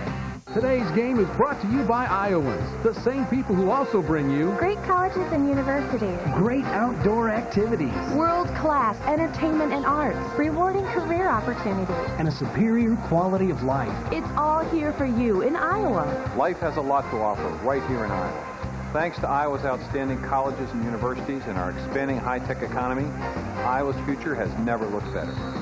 Share in Iowa's vision. There's no telling what you can achieve.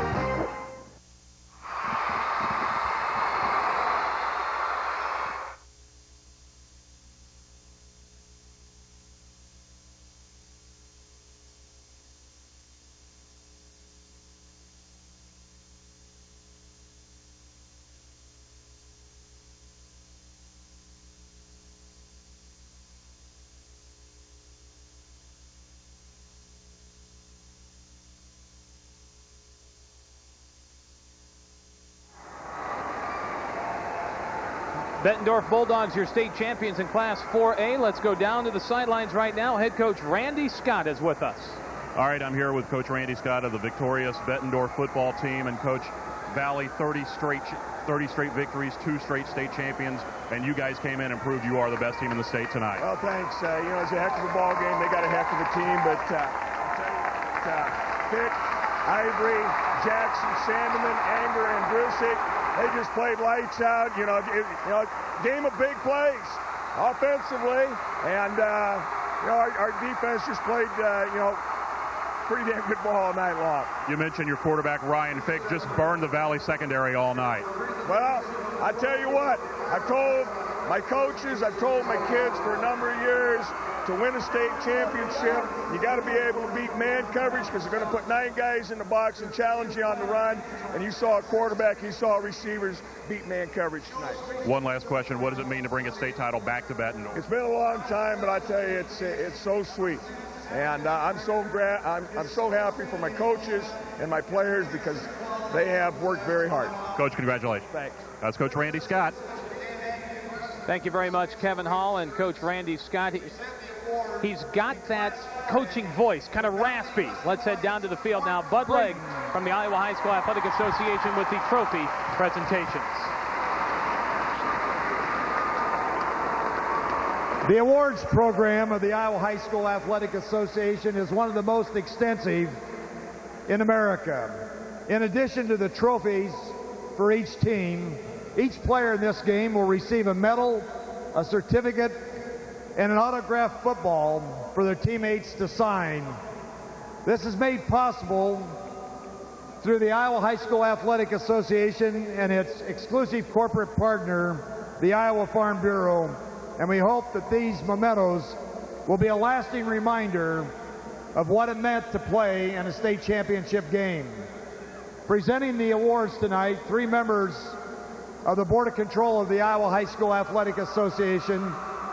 On my left, Mr. Denny Presnell of Ankeny, representing the Iowa Association of School Boards.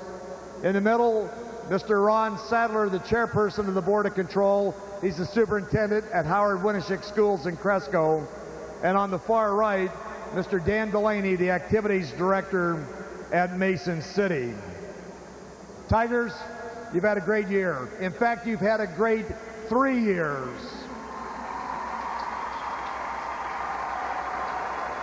For one of the finest programs and one of the finest efforts, tonight, just like you have all year, you've played hard and you played like a champion. We congratulate the Valley Tigers.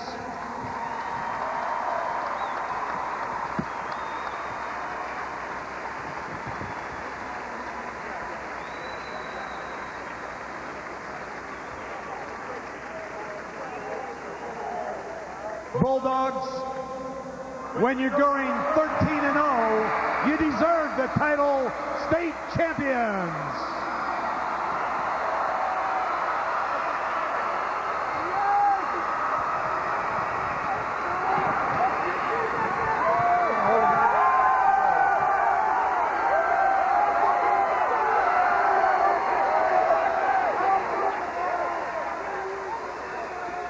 This telecast is the sole property of Krogman and Associates, LLC, and MVP Sports Television. Any rebroadcast or reproduction of this telecast, whether it's in its entirety or any portion, strictly prohibited without the express written permission of Krogman and Associates, LLC, and MVP Sports Television.